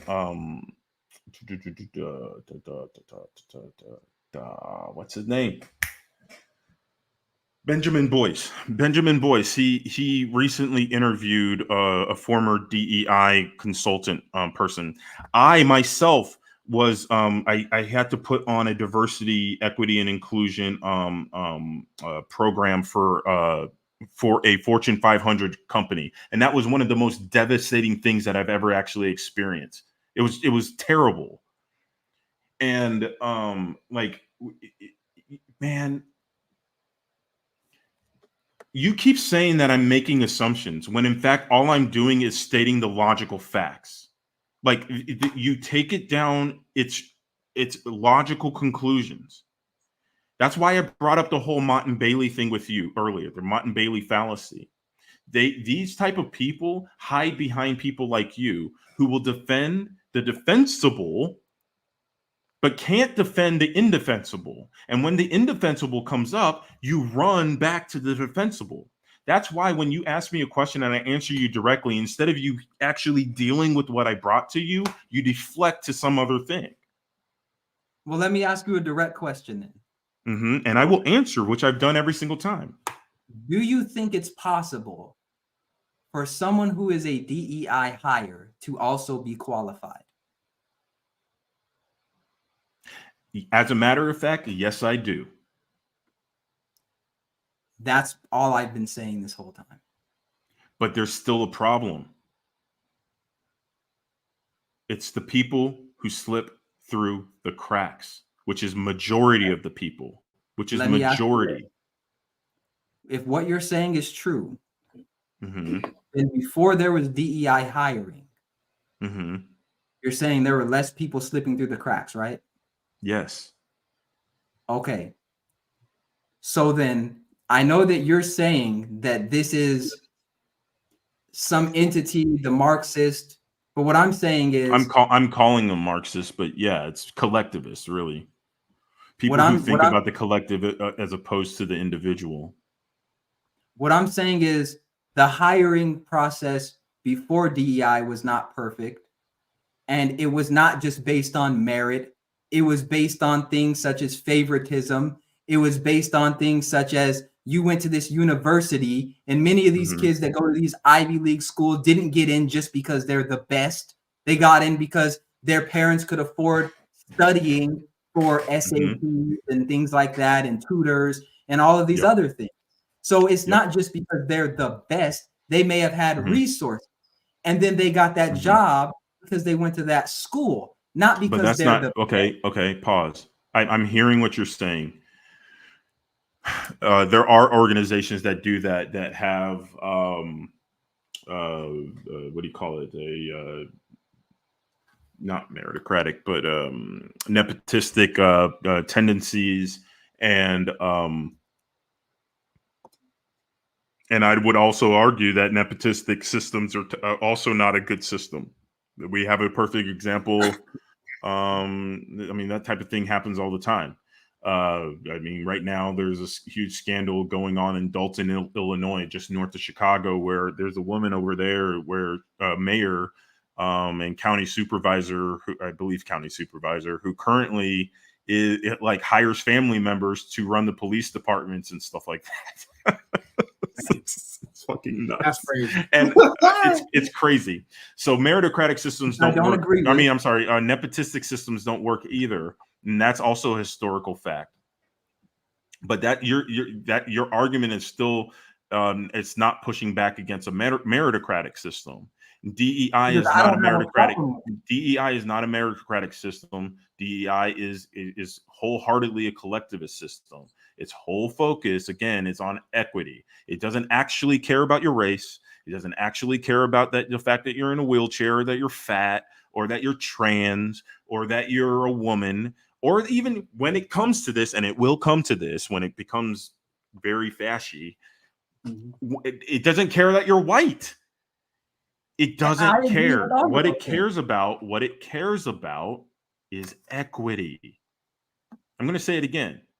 The whole focus of this whole thing is to create a utopia. It's to completely take away private property from the hands of all people.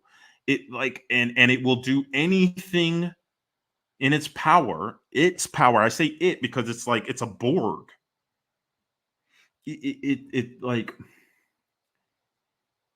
not. I keep saying it, Fitz. It's not about race, bro. It's not. I don't think it's just about race. My problem with both of your guys' arguments was that it seemed like you were saying, absent DEI, the best person gets chosen for the job, and that's not true. The It best is person true. has never gotten just chosen for the job because, like I said, there's favoritism. There's I know your dad, That's and based on value. That's also based on value. See, that's not everything based, you're that's based on these yes, traits. dude, every pause, bro. Fitz, think about it. Think about it.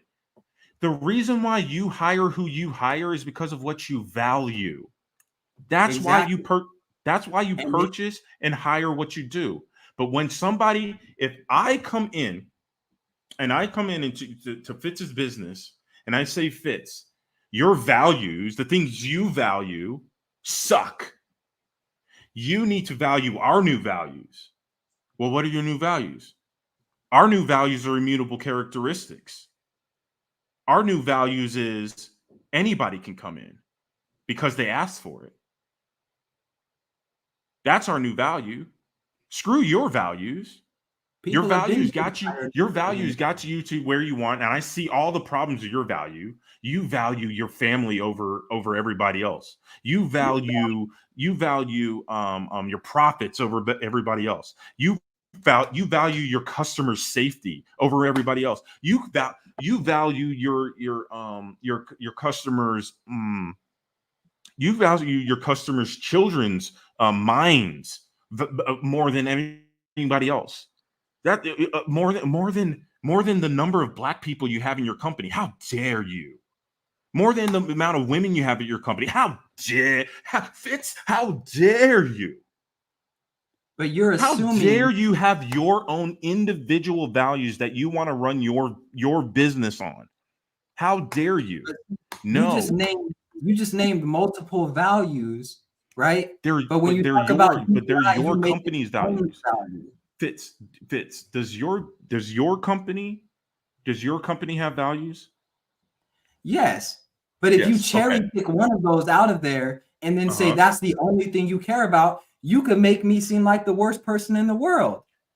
But you're cherry Now, picking the okay. DEI Now, and making it seem like they don't care about anything else. but that's what they They They say didn't say that. Fitz. They did not say that. They That had is a what quota. Just because you have a quota does not mean you don't care about anything else. dude, their It plan. takes a back seat. If you have a quota to make $100,000 this year, does that mean you automatically don't care about your family?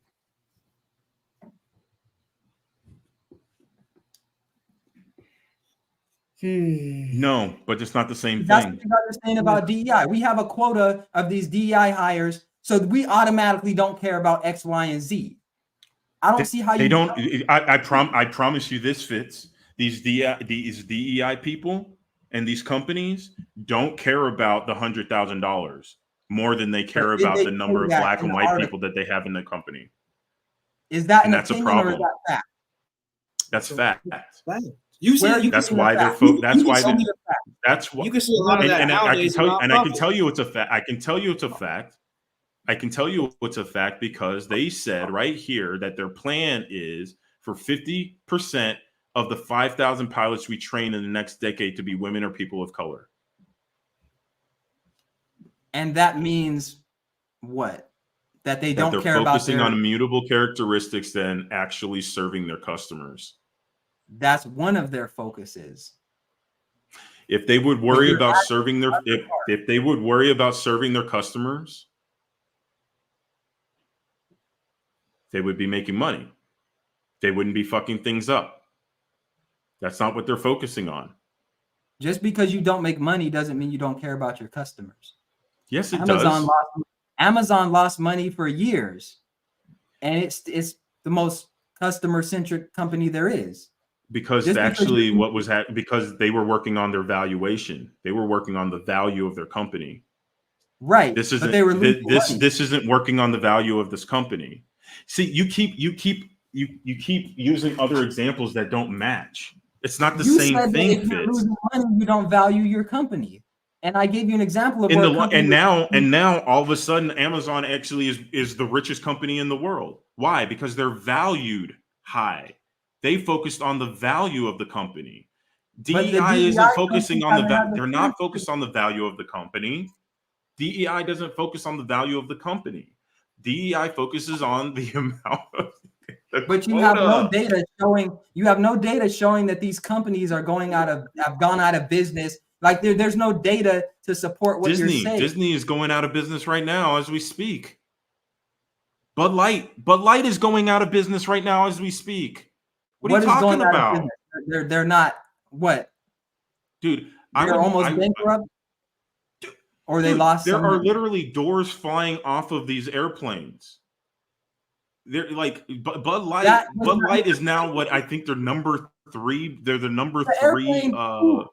Who bolted that airplane down? Was that a DEI hire? What's their name? Boeing, and they're in their diversity program that they've been pushing for a while. Who bolted that door down? What's their name? I don't know, Fitz. So you don't even know if it's a DEI hire that did it, but you're associated with the DEI hire. It's their focus. It is their focus, Fitz. Like, but you're connecting it when you have no proof that it was because of that.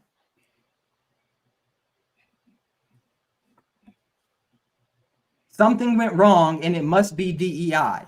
But we have no proof that it was a DEI hire or that it was because of that. It could have been anything. Right. But we're talking about the influence as well. That's what Candace Owens was bringing up in the first place, was about these programs that they've had in place to bring in these people who are not the best. That's what we've been talking about this whole time. We're not talking about if it was this person, that didn't bolt the damn door down. We're talking about it in its entirety. You know, there was a Soviet agriculturalist. His name was Lysenko.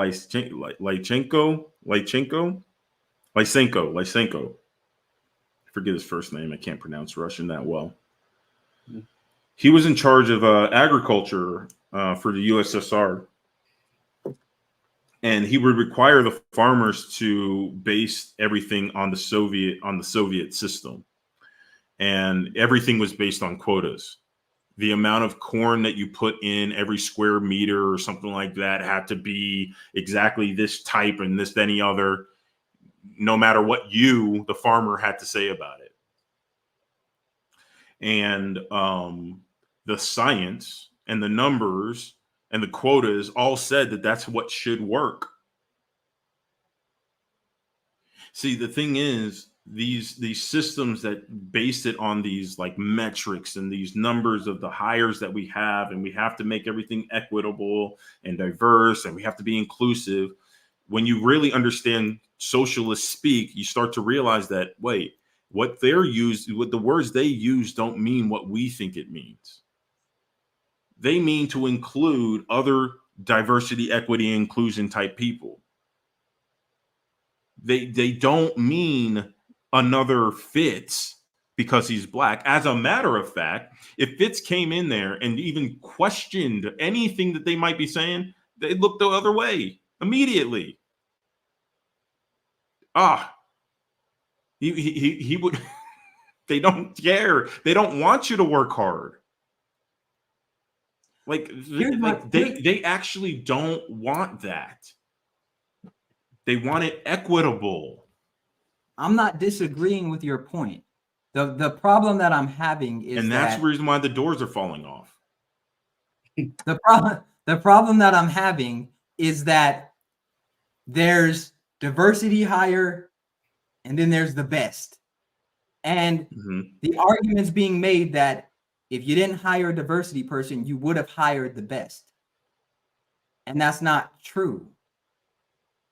It's not everyone that gets hired. And you're saying if the diversity hires weren't there, if the diversity officer in your HR department wasn't there, the company wouldn't hire the best anyways. That doesn't because when you're the best may want why wouldn't the why would you as a CEO of a company, if no one was forcing you to do DEI, why would you as the owner of a company, or the CEO of a company where your whole job is to be the best.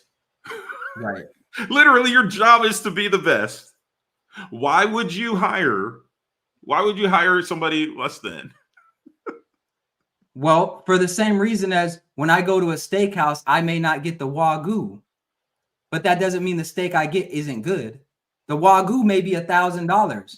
You would get But the best whatever you're getting. I would get. You are so weird. No, I may not be able to get the best. The best may. Fitz is coming off a little dense on this topic. No, Fitz, you are weird. You no, literally you're like saying to you really like to defend mediocrity. You're saying, well, you're I bent. don't. You're bent You on won't it. let me land You it. are You won't let me bent land on it. it. You won't let me land it. Why do you cape for weakness? I don't. What I'm Yeah, saying you do. is, Don't say you don't when you just did. I don't, because you're saying if you know how hiring goes, the best may not be in your price range. The best may want 150,000, but you would get what you valued, Fitz. You would get what you valued. That's not true. You live. Yes, it is. Are you kidding me? You could want the best, but you may not be able to get them. Fitz, you get what you value in any transaction that you ever had.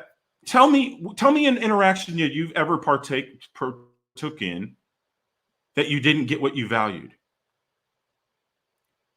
When I go valued.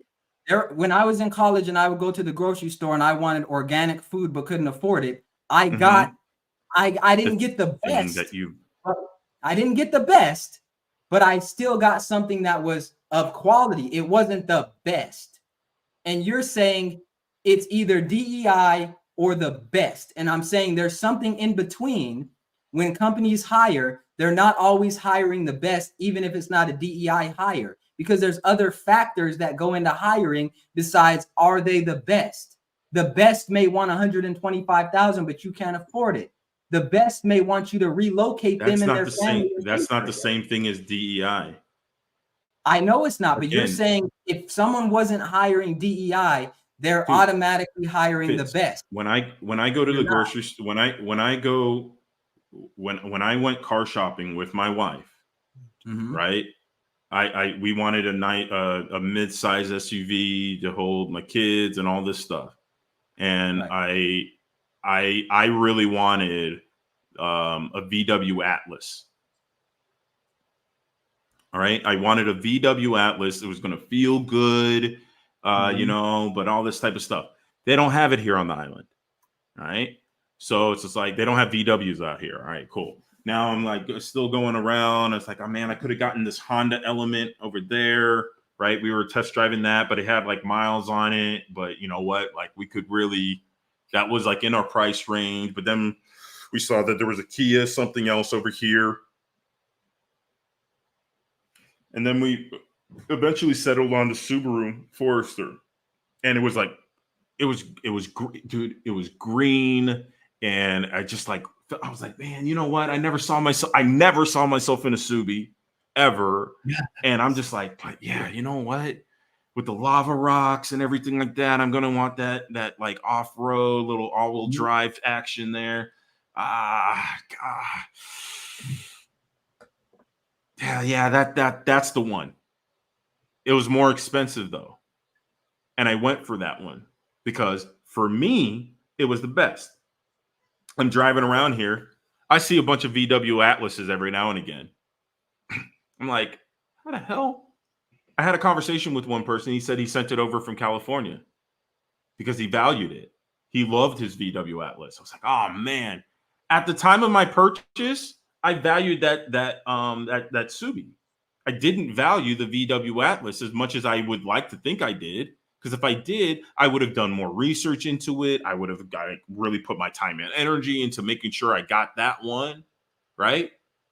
But I got what I got because of what I valued. No one forced me to go and fit some quota or go and make sure I had the right amount of that. No, it was me as an individual human person who makes own decisions with his own mind. I do this thing. Now, I have a business. Okay. And I have people in my business. I just brought somebody on board, actually, just this. Well, I mean, the discussions started weeks ago, but we just brought him into the fold this week. This dude's awesome. He's awesome. I'm sitting over here being like, oh my God. Like, and we have a great deal going. The numbers are just right for both of us. It's perfect. Are there people who's better than him? Yeah. But right now, where I am in my station in life and what I'm doing in my business, the most valuable thing I can do is hire him. That's the most valuable thing I can do. Why? Because of his skills and his merit, the things that he values. And those are, and I'm not deflecting or anything. I'm just clarifying. Now, when you say that there are people that are better than him, that means that you're not hiring the best, right? No, I'm hiring the best for me.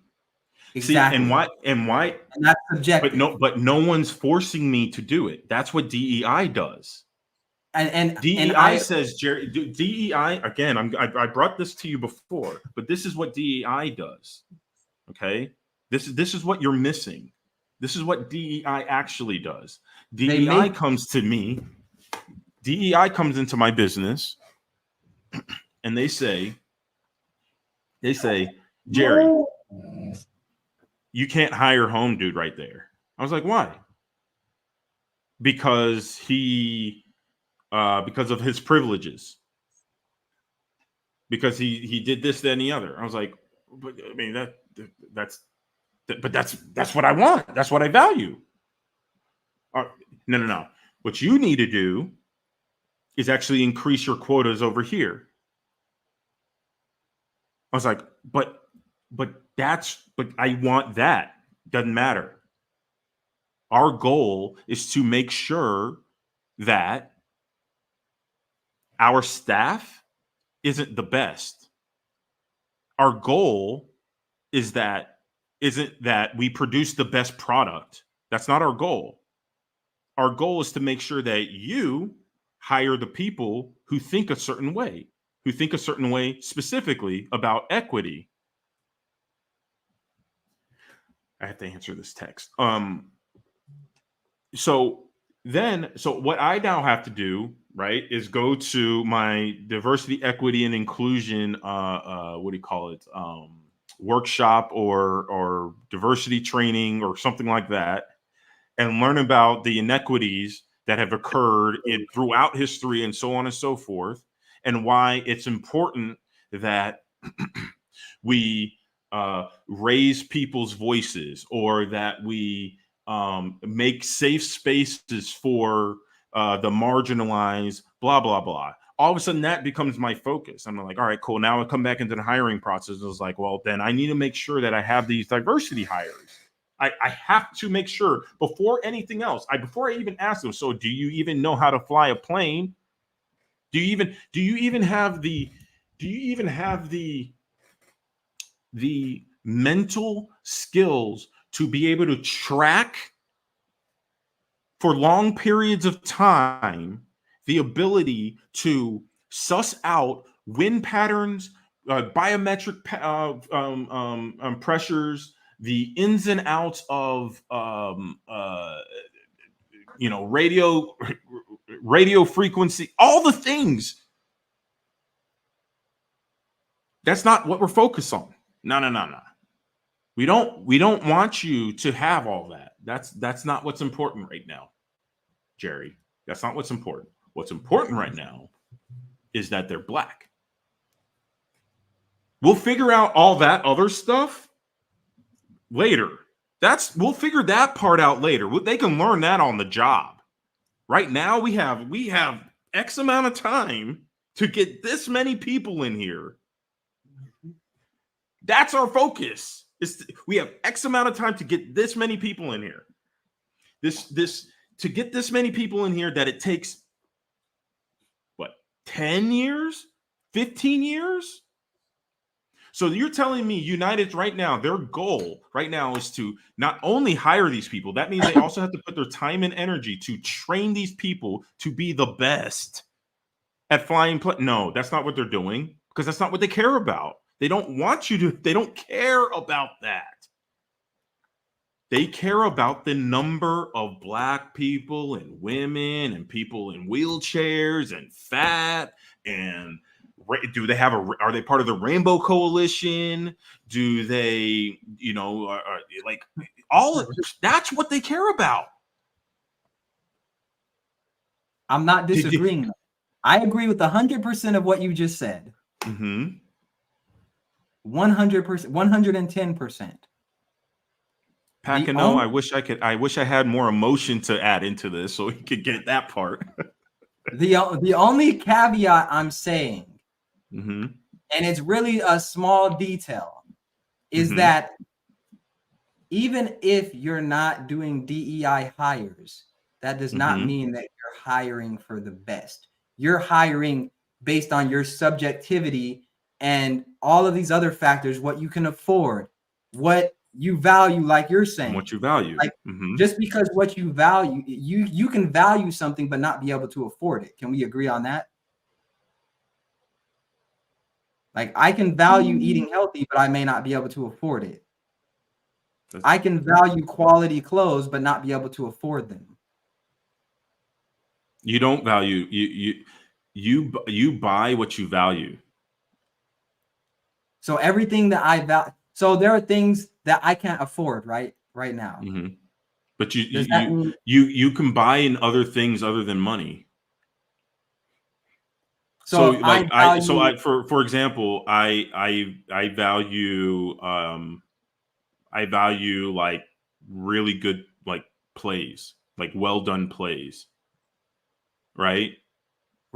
How I spend my time understanding plays. I was in theater. I was a writer. I produced shows. I was in Shakespeare a handful of times. I value it. Doesn't mean I necessarily spend money, although I spent a lot of money on it. I spent a lot of time on it. I spent a lot of energy on it because I value it. I used to value watches. I used to value watches like crazy. And I would buy watches, and they were like really expensive watches. And you know what I would do? I would save up for them because I valued them. But while you if I owned a basketball team, it was a shitty basketball team. I don't keep up with the NBA anymore. And I wanted the best. I wanted LeBron, let's say, right. Or somebody like that. And I couldn't afford him. I still value him. So what I'm going to do, I'm going to hire the best that I can get. But here's why. Because my goal is to be the best. So I hire this person, this person, this person, this person. So that way this year we level up. Right? And if we level up, LeBron's over here being like, ooh, I see what they're doing over there. So now he starts valuing us. And then we start to come to a place to where we have an equal exchange. He wants to come here. We want to hire him.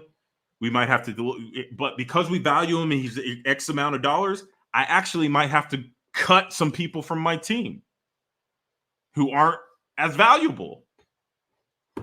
Right? But again, no one's coming in here forcing me to hire anyone based on anything other than what my metrics of value are as a business owner. And I disagree with being forced to do that. By the way, I'm not saying that I think that's the way it should be. The only point that I was making, which it sounds like we agree on, is that you may not hire the best or get the best, even though you want the best. But it sounds like what you're saying is when they're hiring for DEI, they don't have the intention of being the best eventually. At all. And what I thought you were saying in the beginning was that if DEI did not exist, they would always hire the best, no matter what situation they were in. But upon clarification, it sounds like you're saying they can hire somebody that's still qualified, who's not the best, in their pursuit of being the best. Yeah, Fitz. Yes, but I think you're making it more complicated than I'm trying to say it is. Right. Because again, it's so simple, Fitz. And again, I'm bringing it back to DEI because that's what this whole thing is actually about. Yes. Okay. Because again, why I said you cape is because it's like when I'm telling you what it is, instead of you hearing that, you're pushing to another subject. So again, I'm going to say I this. did just there? Because I thought I was repeating what I heard. Then you were repeating, but I still think you're missing the point. What is the point that I'm missing? The point that you're missing is that DEI is the reason why these organizations and things like that are dismantling. And it's not because of the race of the people. It's not because of the sex or their disability status. Their purpose is equity. They want it to be equal. It's not equal, but they want it to be the same for everyone. That's why their focus is on these quotas. That's why someone like Candace Owens can be like, we need to talk about these diversity and equity and inclusion things because it actually is a problem. And we get distracted when we bring up, oh, it's because of race and this and the other. And it's like, no, it's not. They use race to hide behind. Is it because of diversity, equity, and inclusion? Anytime something goes wrong in a company, is that just the default? That's what's wrong. You can literally probably point it all right back to those departments. Yes. So then nothing went wrong before diversity, equity, and inclusion. The thing that went wrong was the first time they hired anybody with equity in their name. So before then, nothing was wrong with any company. No, companies are wrong all the time. That happens all the time. That's normal. So then did that stop when diversity, equity, and inclusion started? The complete destruction of these companies happened because their focus stopped being on profits and being the best. But what I'm saying is, once their focus stopped being on profits, whether they made profits or not, that was still their focus. Every person gets into business to make profit. I haven't met one business person who got into it to just. And I'm not disagreeing. Okay. Right. So that is what happens with companies leading up to their hiring of a DEI. That literally is any company's focus. Right. Making money. And you said that diversity and equity and inclusion is less than 20 years old, right? So what I'm saying is there were problems within companies before that are attributed to other things besides that. And those things, bad business practices, this, that, and the other. Yeah. What I'm asking you is, what percentage is DEI and what percentage are all the other things that existed before DEI? I mean, we could probably find an org chart of different organizations and companies and, take time to look at what their organizational chart is to see how deep the diversity is. I mean, I know that if you go to, this is not the same organization, but I know that if you go to, let's say, a school district in any school district for that matter, you could probably go in there and find a whole tree of diversity, equity, inclusion officers in that school. And I bet you if you went back far enough, you would find when the first one was actually hired. And it only gets bigger. They never get smaller. They only get bigger. And so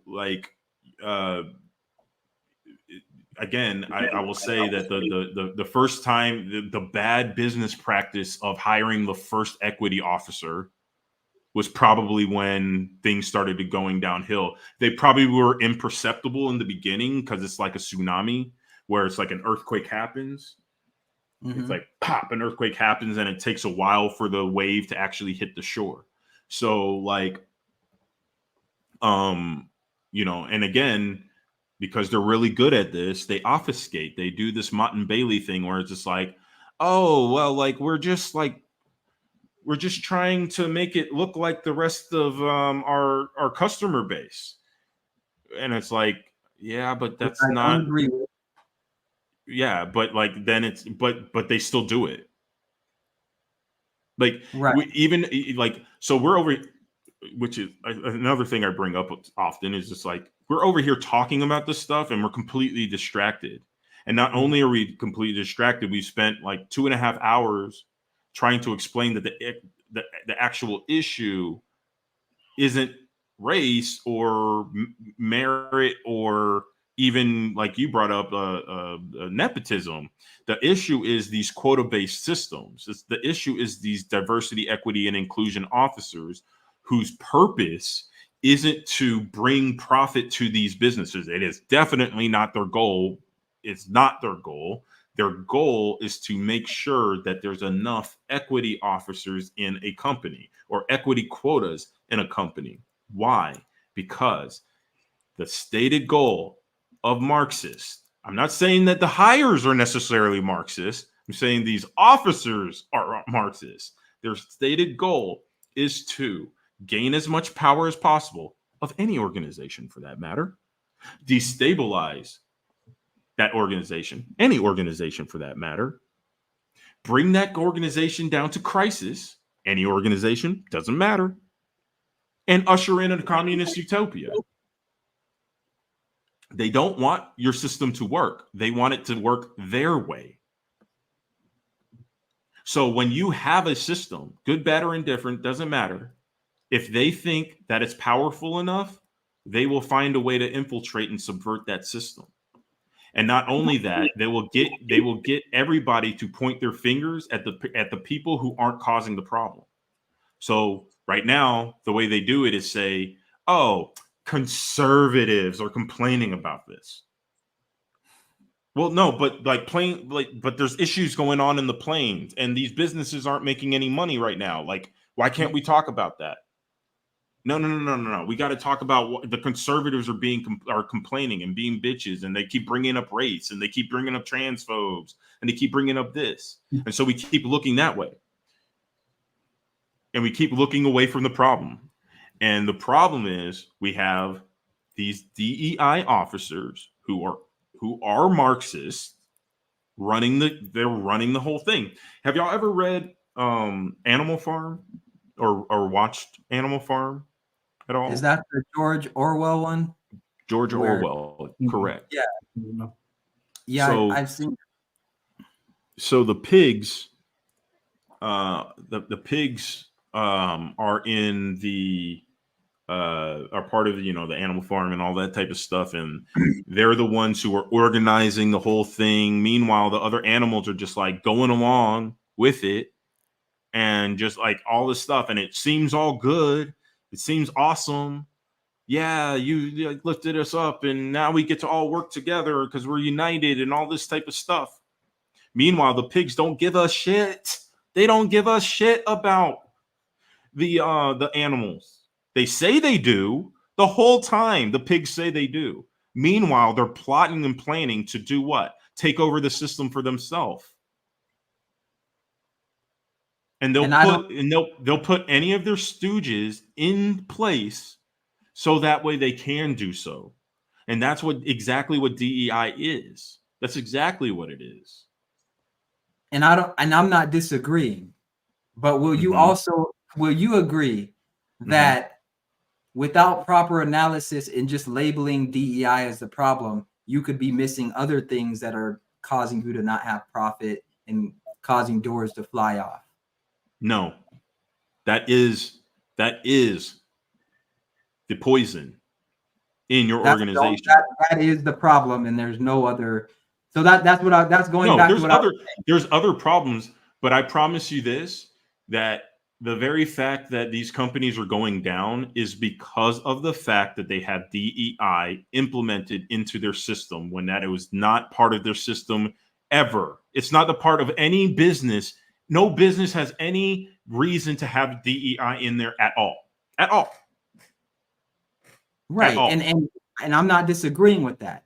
Mhm. But also, I think if you just limit it to that and assume that that's 100% of everything, you're Mhm. missing the opportunity to analyze for other things that it could be. But I hear what you're okay. I hear what you're saying, Fitz. You're saying by me saying that DEI is the problem, you're missing all the other elements that could be causing the problems in the organization. That could also be, I'm not saying DI isn't a problem. I'm saying Mhm. there could be You're other, ignoring all the other issues that are you're going on. ignoring all the Right. other ones. Yeah. And But then here's that gets here's the problem with that, Fitz. And this is what communists are really good at. I'm not saying you're a communist. I'm just saying this is what communists do. I'm saying it. I'm saying it. Again, they never want you to actually address the actual problem at hand. They never want you to. That is my way not addressing the actual problem by saying it's DEI and it could be these other things, and wanting a complete picture or a limited picture where we can say it's DEI. I'll even bring it it's back not, to it's not limited though. DEI is the influence. Like he gave you example of Bud Light. Bud Light has been top dog for a long time, and once the DEI came in, it just tanked. Yeah, that was a perfect example. So what do you have to lose by investigating other things besides DEI? What do you have to lose? What do you have to lose? DEI keeps growing in your company like a cancer.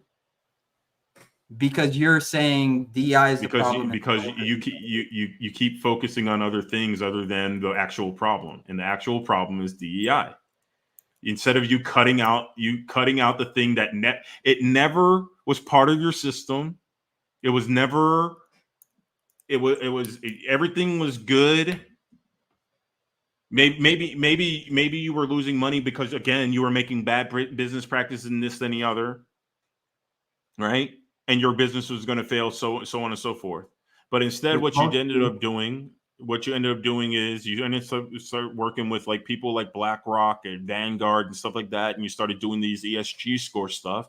And your requirement was to hire these DEI officers that were going to require these quotas to be in your organization. And then in doing that, you're getting all this fake money coming in from these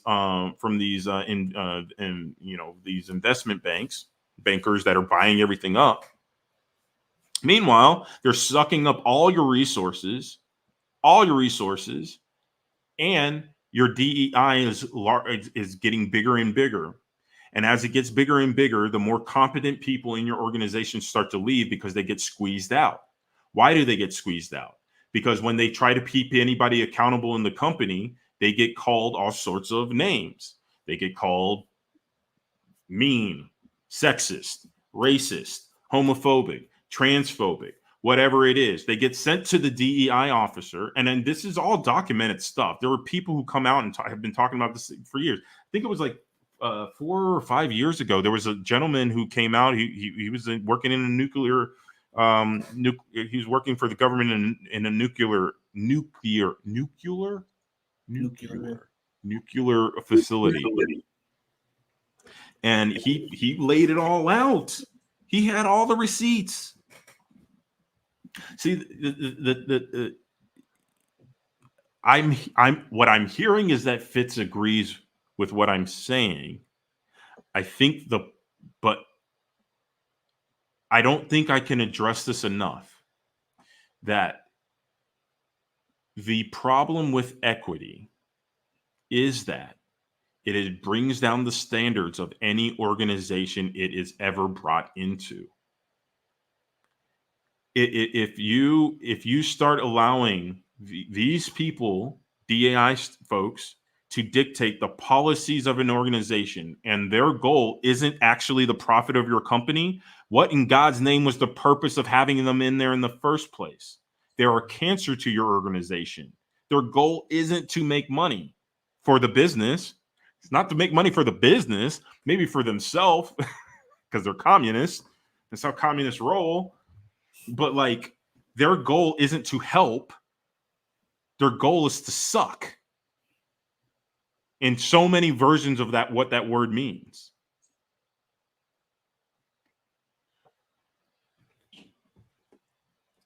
I know it's a headache. No, I don't disagree. Get me to read Black Marxism. No, I'm not a Marxist. I don't disagree. I think the main point that I was making was that, and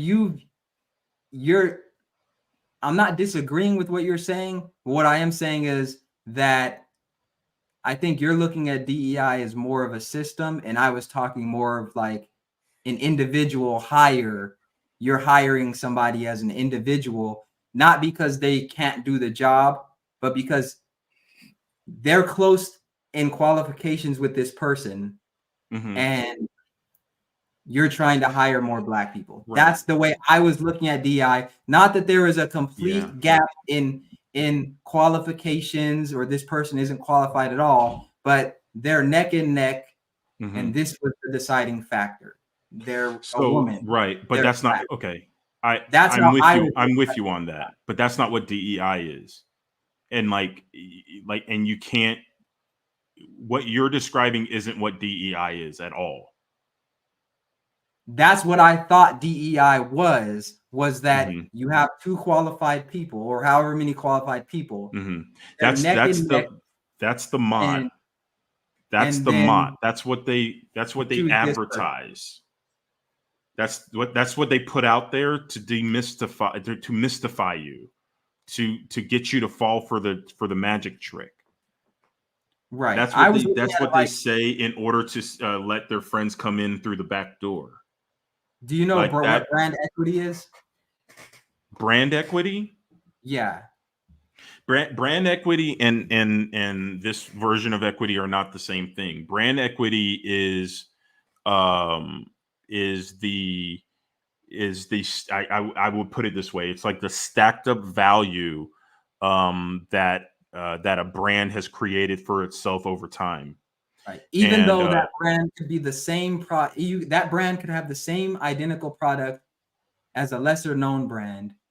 This brand you could charge more because of its brand equity, right? Because of its basically brand equity is the mass perceived value, the market's perceived value of that product, right? And what I thought DEI was saying was that these products are pretty much the same, but for whatever reason, this product over here has been looked at as more valuable. DEI comes in and says, these products are pretty much the same. Let's give the Frosted Flakes with the bootleg tiger on it a chance. Undeservedly, without merit. Don't forget that part. But the merit without merit, you have to. But again, we're comparing two things that are pretty much the same. No, but you're missing a factor in the equation. What I'm saying is that you're missing a factor in the equation. The diversity and equity people would say, let's lift this other product up without merit. And I disagree with that. What I'm talking about are people that are neck and neck, or they see something in this other person and want to give them an opportunity because this is unexplored territory, and maybe there's potential here where they didn't see it. Maybe which is the problem with having a DEI officer. Like the minute an organization brings somebody in with that ideology in their mind, your company's fucked, because that person's going to be like, well, we need to bring in more diversity and equity and inclusion people because y'all haven't tried that before. And I'm like, well, we just hired you guys. It was like, yeah, but y'all haven't tried real DEI. Which I disagree with. I just want to push back to make the conversation more engaging. And I want to. I mean, we did a good job. It was very engaging. Yeah, I want to play devil's advocate. You have me fooled, Fitz. I don't want to be like, this is my thought. I want to like push back and challenge so that the conversation is more engaging and things like that. But I don't think people should be forced to hire somebody because they're black or a woman or what the other categories. No quotas. No quotas, nothing like that. Well, hold on. Again, Fitz, if you want to start a business right now and you do want quotas, go for it. Report back to me in 6 months when you don't have a business anymore. And I'm not disagreeing with you. I was working off the assumption that again, if I wanted to have a business where there were primarily black people in it, they would still need to be qualified. And I'm making the assumption that I could go out and find qualified black people. And you probably wouldn't could. just be any Joe Schmo. It would be, even if I have to look a little harder, I'm going to find qualified black people because that's a priority to me. Because I'm more on the Pan-Africanist side, where I believe black people need their own institutions, and what has to be done for black people must be done by black people. I have a question for you. Do you want the most profits that you can get in your business? Do I want the most profit that I can get in my business? That you can get in your business, yeah. I would take less profit if I could have it all black owned. I would still need to be profitable. If we're saying a situation where I could be $150 million company, but a majority of the people that work for me are white versus $100 million company, but they're black, I would take the 100 million just because that's going to mean more to the community. And that's, like you were talking about earlier, what I would value. That's what would be valuable to me. So I'm willing to lose that money, just like we were talking about, I think last week or the week before, black men wearing dresses. They may make $50 million by putting the dress on, but the long-term effects, if they don't put the dress on, they may have the 20 million, but they have their value and they retain something, their dignity. Yeah. Okay. So I see what you're saying. That's where I was going with it. Yeah. Now I see what you're saying. I do like that. And in fact, I even clap my hands to that. And I think it's still different than what United is working on right now. They don't really care about black people or women. I don't think or disabled profits or profits. Or profits. Let's say that. They don't really care about that. When Nike comes out and they got the woman in the hijab playing basketball, they don't care about Muslim people. When they sponsor Colin Kaepernick kneeling or profits. Or profits, they don't care about those things. So I think I was coming more from the perspective of like a small business owner and not a large corporation that I would love it if I can't wait. In fact, this is probably what's going to happen in this country. As a small business owner, there's going to be DEI councils that are going to require you as a business owner they're going to require that you hire a specific amount of immigrants. They're going to say that you're going to have to hire a specific amount of immigrants. You're going to have to hire a specific amount of women to work at your company, even though your whole goal is to build the black community and only hire black people. They're going to come in and tell you what to do. That's exactly what they're going to do. There's going to be a government agency. In fact, I bet you they're already in the process of building it right now. And it'll be like small business council, and it will be run by DEI officers, and we will have to comply. Why? Because they don't care about profits. They don't care about black people. They don't care about any of that stuff. They care about destabilizing the system. They want to blame merit. They want to blame meritocracy. They want to blame capitalism. I promise y'all. And I know you don't disagree, but I don't think I can repeat that point enough, Fitz, because when you really see that socialists double speak, You think that they're speaking nice words and everything like that, and it looks good on paper and all this stuff, and it gets people mystified, even conservatives. Like you're even right. It's like you can't really it's almost a cudgel to get people to be like, oh, they're hiring black people. It's like, no, that's not what the who that is. She a DAI hire? She looks like one. Yeah, she's a DEI host tonight. You stupid, boy. Hey, I thought it was somebody you work with. I'm about to say, bro, you can't be putting them on blast like that. Who is this? That's crazy, son. Welcome, Who is this? Stace. Welcome. I don't know. I just looked up white woman on Google, and this is a DEI hire. Why? For the podcast tonight. No, I mean, look, man.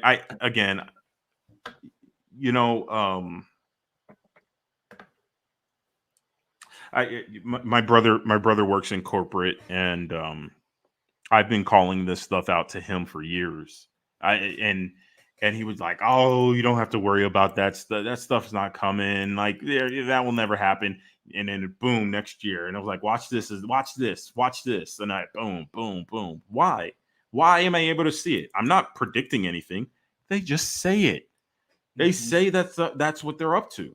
And I look at them for face value because they're not lying. They have, it's like, well, they are lying because they don't want to look at the numbers, like the numbers that actually matter. They want to look at the numbers that don't matter. And so it's like, they know,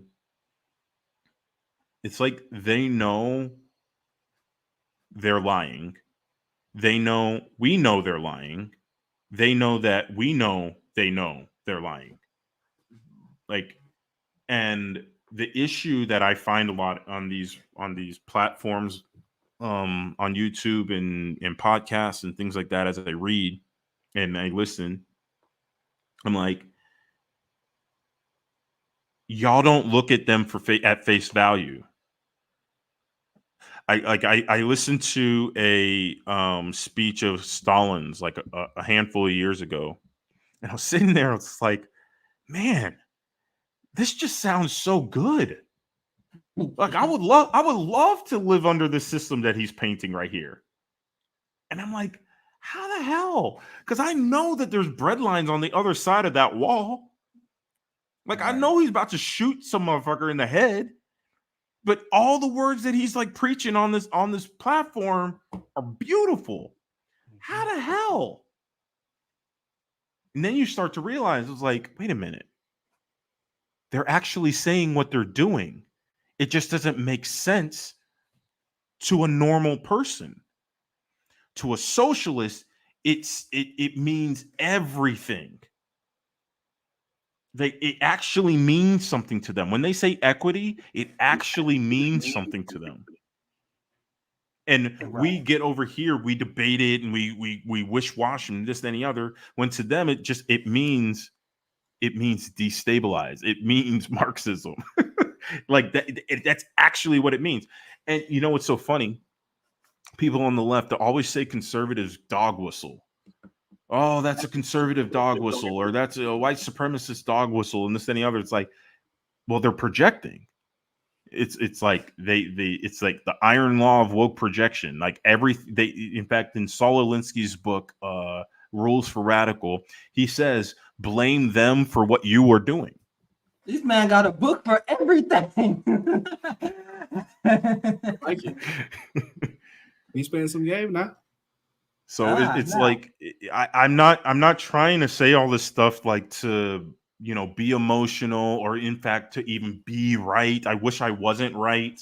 It's just like they do say what they're doing, and when people say, "Hey, look, they're doing what they say they're doing," you're like, "No, they're not. They're not doing that. They're not doing that because if I was doing it, I would do it this way." I'm like, yeah, but that's not how they're doing it. Why are we talking about how we would do it? They are specifically actively, they literally in communist circles, they call them active measures. They are actively doing these things. They do it overtly and it's legitimate. meaning they do it out in the open and it's legal. Like, you can't go around like as we're having a discussion here. They're doing it, they're infiltrating the system, and then when they get called out, it's like, no, we're not. We're just hiring Black people and women. Oh. So Ty brought up something earlier. Mm-hmm. He was talking about, and I don't know, it sounded like he was saying, and maybe you could clarify, that primarily when like a Black person is hired, I think that's what we were talking about, it's typically a DEI hire. What do you think, Ty? Is that true? Are you sticking with that, or am I missing it? I'm sticking with it because it like Jerry said, it goes back to the equity part, and I see it more in my field, and also in the nonprofit realm that I'm in with this program, and a lot of nonprofits are failing because of those things. So yeah, I'm sticking with it. All right. It's You just want the hard best, man. You want the best you can get. You always want the best you can get. And I don't disagree. You want the best you can get, but it still has to align with your values. With your values. Who's ever doing the hiring for the organization? Meaning, don't go and hire DEI because they don't give a shit about your values. In fact, their whole stated goals is to destroy your values. And when you say don't hire DEI, you're saying don't go and hire a company that's going to implement DEI policies in your organization. 100%. Okay. Unless you're on a suicide mission. Now I have a question for both of you guys. All right. Mm-hmm. And we'll wrap up soon. We're about to hit a 3-hour mark again. All right. I can't stop talking. I'm sorry, Fitz. I'm sorry. No, you're good. Question for both of y'all. Mm-hmm. All right. If you were in an interview Mm-hmm. and like you were interviewing for a job, Mm-hmm. do you think that they actually value you for you, or like, do you think you're just there because you're Black, essentially? I have, I've run into this a number of times. I'm one of those Blacks that realizes that affirmative action and DEI is bullshit. So I recognize when people are only hiring because of the color of my skin, and I don't typically do business with those folks. How do you reckon? Because that can be valuable by the questions that they ask me. Right. Okay. What are some red, and we could end with some value then. What are some red flags to look for, not just with hiring, but with anything? What are some red flags to look for to know this person is just trying to do business with me because I'm Black, etc.? Like, what are some red flags? When they ask you about DEI. Yeah, exactly. It's simple. So it's easy. They tell you exactly what they're doing. They asked me that in my interview, so yeah. Yeah. They'll ask you about it. Oh. I remember one interview I went on. It was for a government nonprofit, and in my business, I speak about the imagination and how imagining creates reality, and how you can use this to help better your life or your organization's well-being and stuff like that. One guy heard me talking about that type of stuff at a networking event. He was like, "Oh my God, we could totally use something like that in my company, this, any other." And he was like talking about these like initiatives that they were doing. And I was just like, yeah, and y'all have conversations with me. I don't hold a lot back. And he's like, man, yeah, man, I love your ideas. You really, ask some really good questions and you really bring some good points up. I was like, yeah, I know. Oh, I know, because I know people don't bring this stuff up. That's the only reason why I know. I don't do it to be egotistical. It's just I know people don't think about this stuff. And so they bring me into the interview, and he starts asking me all sorts of DEI type questions, and and I just answer them. I just like you're pushing back on me. I I said what it was true. I just say the truth. And he's there. And I started realizing there was somebody else in the room, like that was behind the camera. And he, like, as I'm answering it, like he like looks up, like I said something like a trigger. I forget what it was. I say a trigger, it bothers him. He looks up, person's like, you could just tell the person was like, interview's over, right? And then I get a message from him like later, just like, yeah, sorry, like you're not gonna be fit. Dude, it was within 7 minutes of the interview starting. They knew there's no way someone who thinks like me could come into there. Because if I start bringing these ideas into a company that has DEI, they lose their job. Right. Everything I'm spitting goes against what they're about. They would never allow somebody like me in there. They would never allow somebody who actually believes in merit. They would, like, especially a black guy who believes in merit. Right. And will stand up for it. Oh, hell no. You'll wake too many white people up. Can't do that. You can't do that. They're sleeping. They'll literally bow down just because you're, man. Dude, when I did that diversity, equity, and inclusion workshop, that was one of the most eye-opening moments of my life when it comes to this stuff. Because at first it was like I saw it first in like 2015 when I was 2013 when I was living in New York City, and there would be these like NBC diversity and inclusion scholarships that they literally would give to black and BIPOC people. And I was like, I would push back on it. I was like, why are they doing this? This is dumb. Right. And I was like, and they would say, oh, well, we need to lift up, more black people in here. It's like, dude, there's already plenty of black people, and not by plenty in the sense of like, in other words, like we're not struggling to find black people to get on stages. So what are y'all talking about? What do you mean you're trying to bring in more? The people who want to come are coming. No one's preventing them from coming. Pause. Then they bring. It's like, well, I mean, that's what she said, right? But then they put this in, and now incentivized more black people to come in. But the black people who were coming in weren't coming in because they wanted to be good comedians. They were coming in because they could make that money. They were coming in because they could get that diversity money. And all they had to do was speak those woke talking points. And whoever could speak those woke talking points the best, they got that diversity, equity, and inclusion. They didn't get it on merit. They didn't get to that stage. Well, they got to stage based on a DEI merit, not actual merit.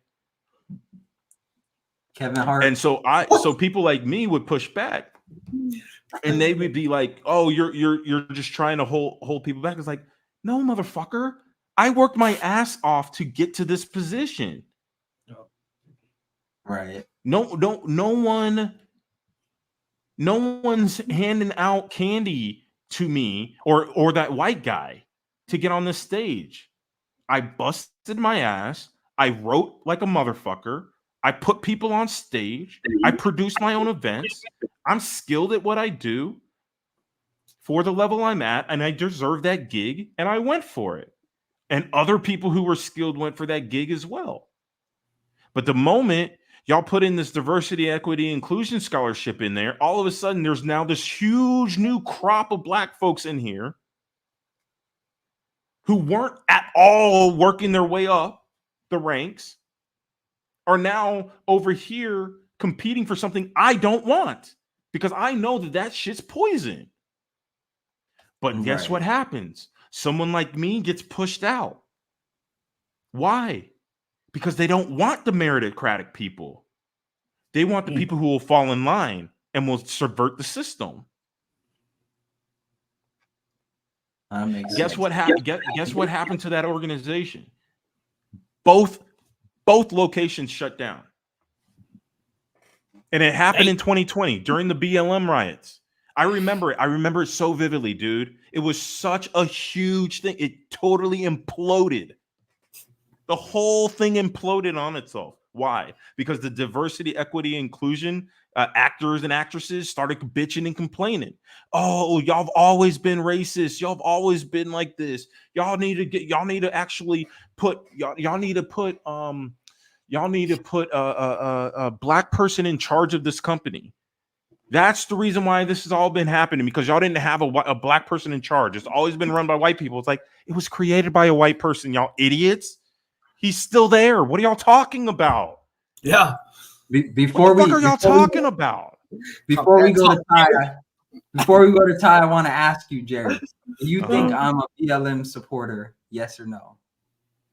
Do I think you're a BLM supporter? Yes or no? Yeah. I don't think you're a member of BLM. I don't know. Do you think I don't know if you. I don't know if you. Well, you said you're not a Marxist, so no. Okay.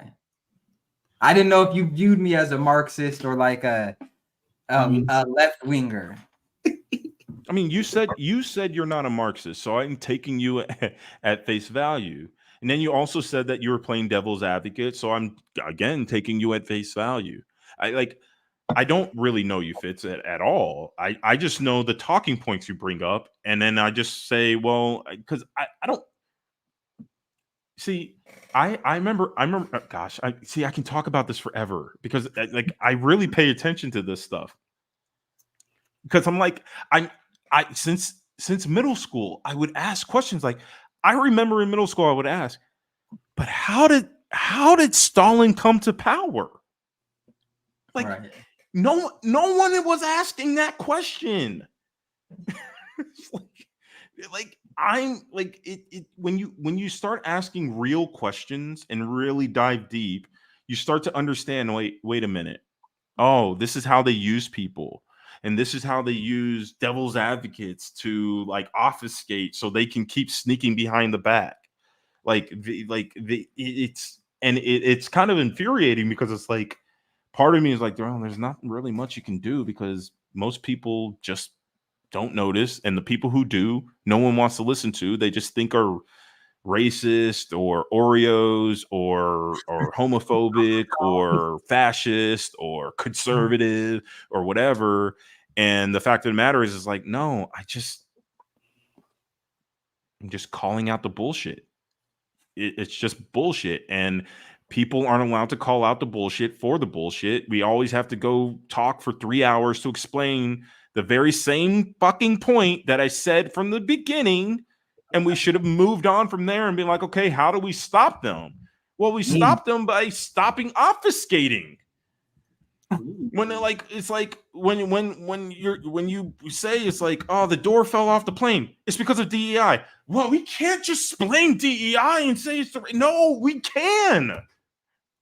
We actually can say that it is DEI. We actually can say it's Marxist. We actually can say it's a collectivist. We can actually say that there are entities inside of organizations that have a stated goal to subvert this country, and they will do it by any means necessary. And the people who try to point it out, they sound like extremists, but they only sound like extremists because nobody else is yelling. The actual extremists are super quiet beings that are communist in nature, and they are authors, they are activists, they are administrators, and they just sit there and they just lie, and they just will smile, and they will look at you, and they will say, Jerry is nuts. Don't listen to him. He's a conspiracy theorist. He cray. And people like Jerry go crazy, and we leave, and we're just like, fuck it, y'all can have your utopia, I'm out. And then the world destroys because we've been demoralized to oblivion. So all right, Ty, what are your red flags for DEI if you're in an interview or you're working with somebody? Well, I just said it. My biggest one is within my realm, they bring up DEI all the time. What do you think about diversity, equity, and inclusion? It's always that. They never follow up in depth. It's more just to kind of see what you say. Because if I say something like Jerry, I promise you they not finna hire me. They finna tell me to get my ass on, and that's a big problem. So for me, that would be my biggest one. And then kind of some of my thoughts on like other topics that are just related to mental health is the biggest thing. So they don't really apply it in a general way, but it's more to kind of see, are you going to be rebellious? Or are you going to fall in line? And for me, that's been my experience in mental health. Am I going to fall in line and just do what everybody else is doing, or am I going to rebel? And usually I tell them up front, I'm a rebel. So, you got to know what you signed up for, because I'm going to stand on business every single time. But yeah, that's the biggest thing with mental health. Yeah, and for me, I'll give a quick story. I know we got to wrap up soon. Y'all probably got some things you want to do, but I'll give a quick story. At a job, there was like I used to have dreadlocks, like locks, when I got hired at this job, and they would bring it up. Like they would always bring it up as like a bragging point. Like, yeah, we're into the diversity stuff. Look, we hired somebody with dreadlocks. Like they would bring that up. They would bring that up. And so when I cut my hair, right, the CEO came into the office of like the manager that's above me, and he was like, "Oh, I didn't recognize you or whatever." And I made a joke, and it made everybody uncomfortable. I said, "Yeah, I'm not as good of a DEI hire now, am I?" And they got so uncomfortable, and like they gave like that fake laugh, like ah. But that was my way of letting them know, like, hey, I know on some level I'm here as the arm candy, the person you show off to say, look, we're doing the right thing by society here. I have black friends. Yeah, I have black friends version of an employee. So that's me saying I agree with everything y'all have said tonight. I just like to get in the weeds with some things, and I have a question for both of you to wrap it up. Okay. You always have a question for us to wrap it up. You're in charge of Alaskan Airlines, the airline where the door fell off, right? Mm-hmm. Who do you fire for this? Who's getting held accountable? Boeing. Mm-hmm. The airline manufacturer. Okay, so you let go of Boeing. Mm-hmm. All right. Yeah, I mean, if you produce the product that wasn't worthy, I'm going to fire you. Right. So that's not what they're going to. But that's not what they're going to do. Right.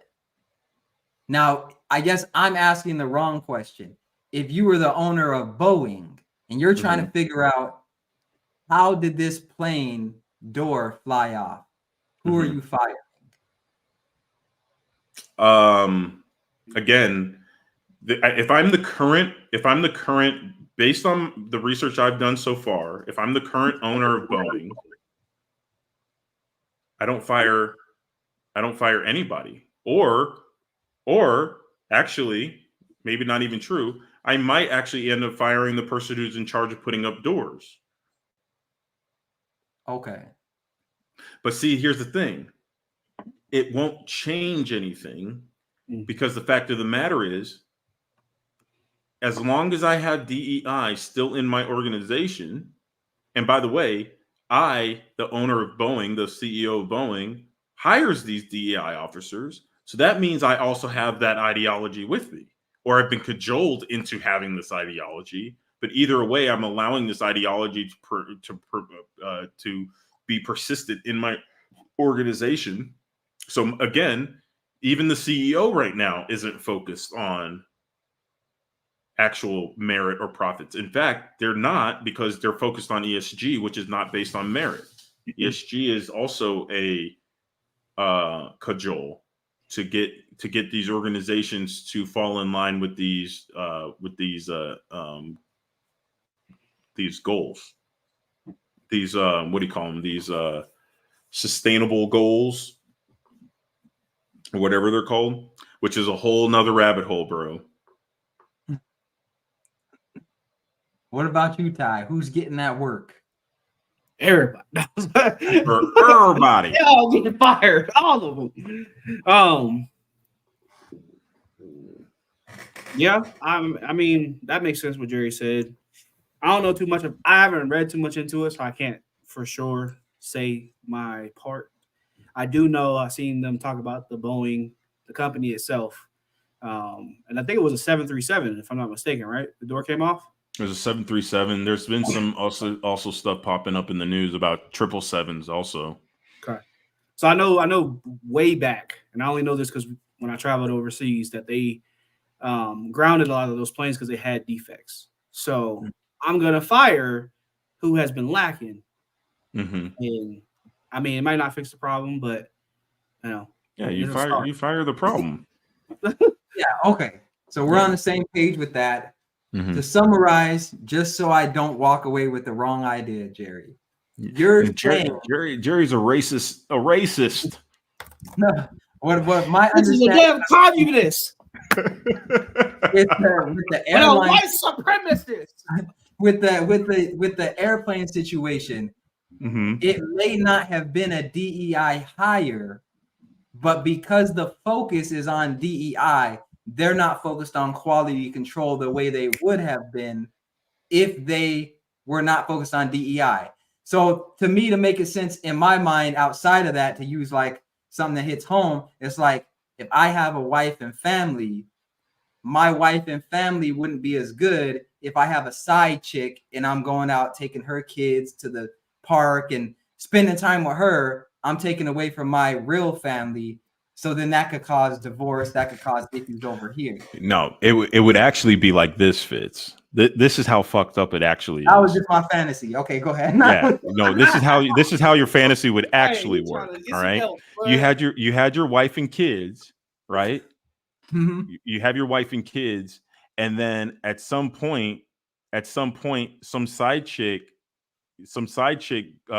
comes into your house and starts whispering in your ear.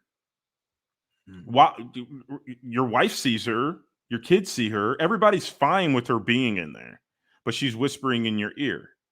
And slowly you start bringing her cousin in, right?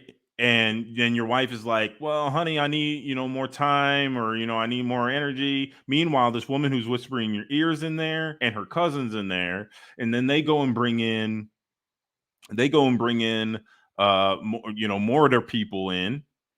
And then you go and then tell your wife, well, honey, it's fine. Like it's all good. I mean, we want to open our home to, these people as good. I mean, they're fine.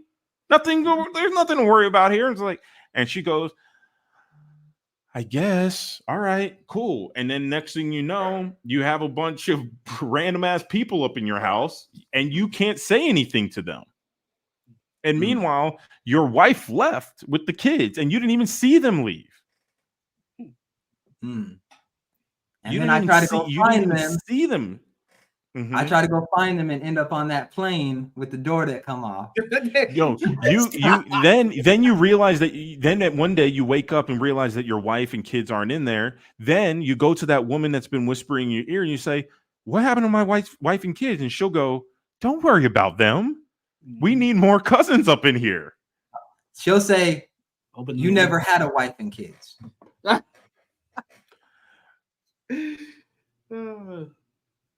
She'll try to make me believe. She would say your wife. She wouldn't say you never had wife and kids. She would say your wife and kids are the reason why you have the problem in the first place. The problem that she created. Mm-hmm. I agree with that. Marxists are bullshitters, man.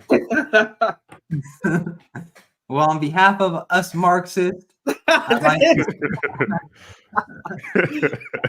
like to say we build great airplanes. I'm starting the Marxist airline. Come fly. Southwest Marks. Oh my God, man! It would be that would be such a terrifying airline. And we're There giving would Jerry be lifetime free tickets. it would literally be a trans woman, a black trans woman with a blonde wig, one leg says probably between 1 to 5 times before she completes a sentence. The flight attendant would be a effeminate white male. It would be a completely effeminate white male who's constantly saying sorry. I just have. Then you would have a like alpha Hispanic woman who just doesn't give a fuck. It would just be this hot mess. Essentially, it just wouldn't make any sense. You would walk on and you'd be like, "Oh hell no!" Yep. Oh hell no! The airplane would be able to identify as a car mid-flight. Oh my God, I'm off. I'm out. I'm out. Why does my parachute have starburst in it? What's going on? Thank you for buying. Nah, this has been fun. Any parting words before we head out, either of y'all? No. How can I find y'all? I tried to find y'all on other platforms and I just couldn't. I was trying to communicate with y'all last week. So I'm on Instagram. We're both on Instagram. These are our handles at Real Coach Fits, and then at _ Wolfwagon _ Is this your handle on Instagram? Mm-hmm. Okay.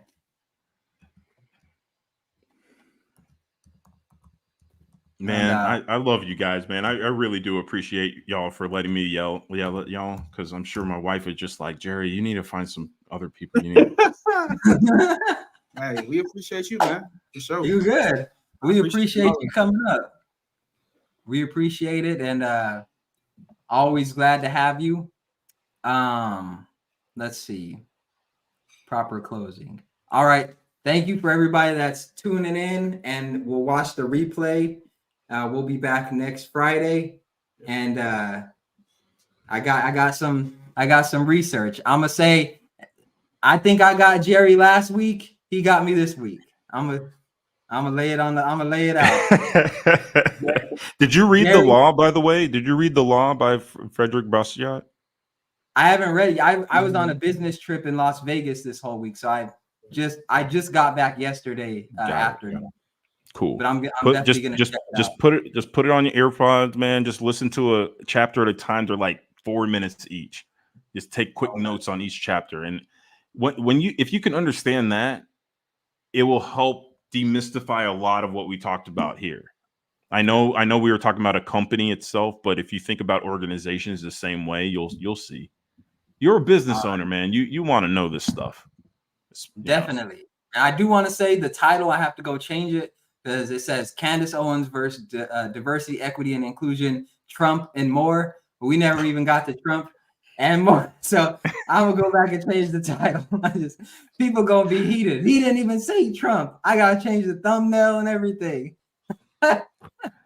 Don't even get me started on Trump, man. He's even worse. We could just do a part 2. Right. All right, y'all. All right. All right, brother. Have a good night, y'all. Peace. Peace.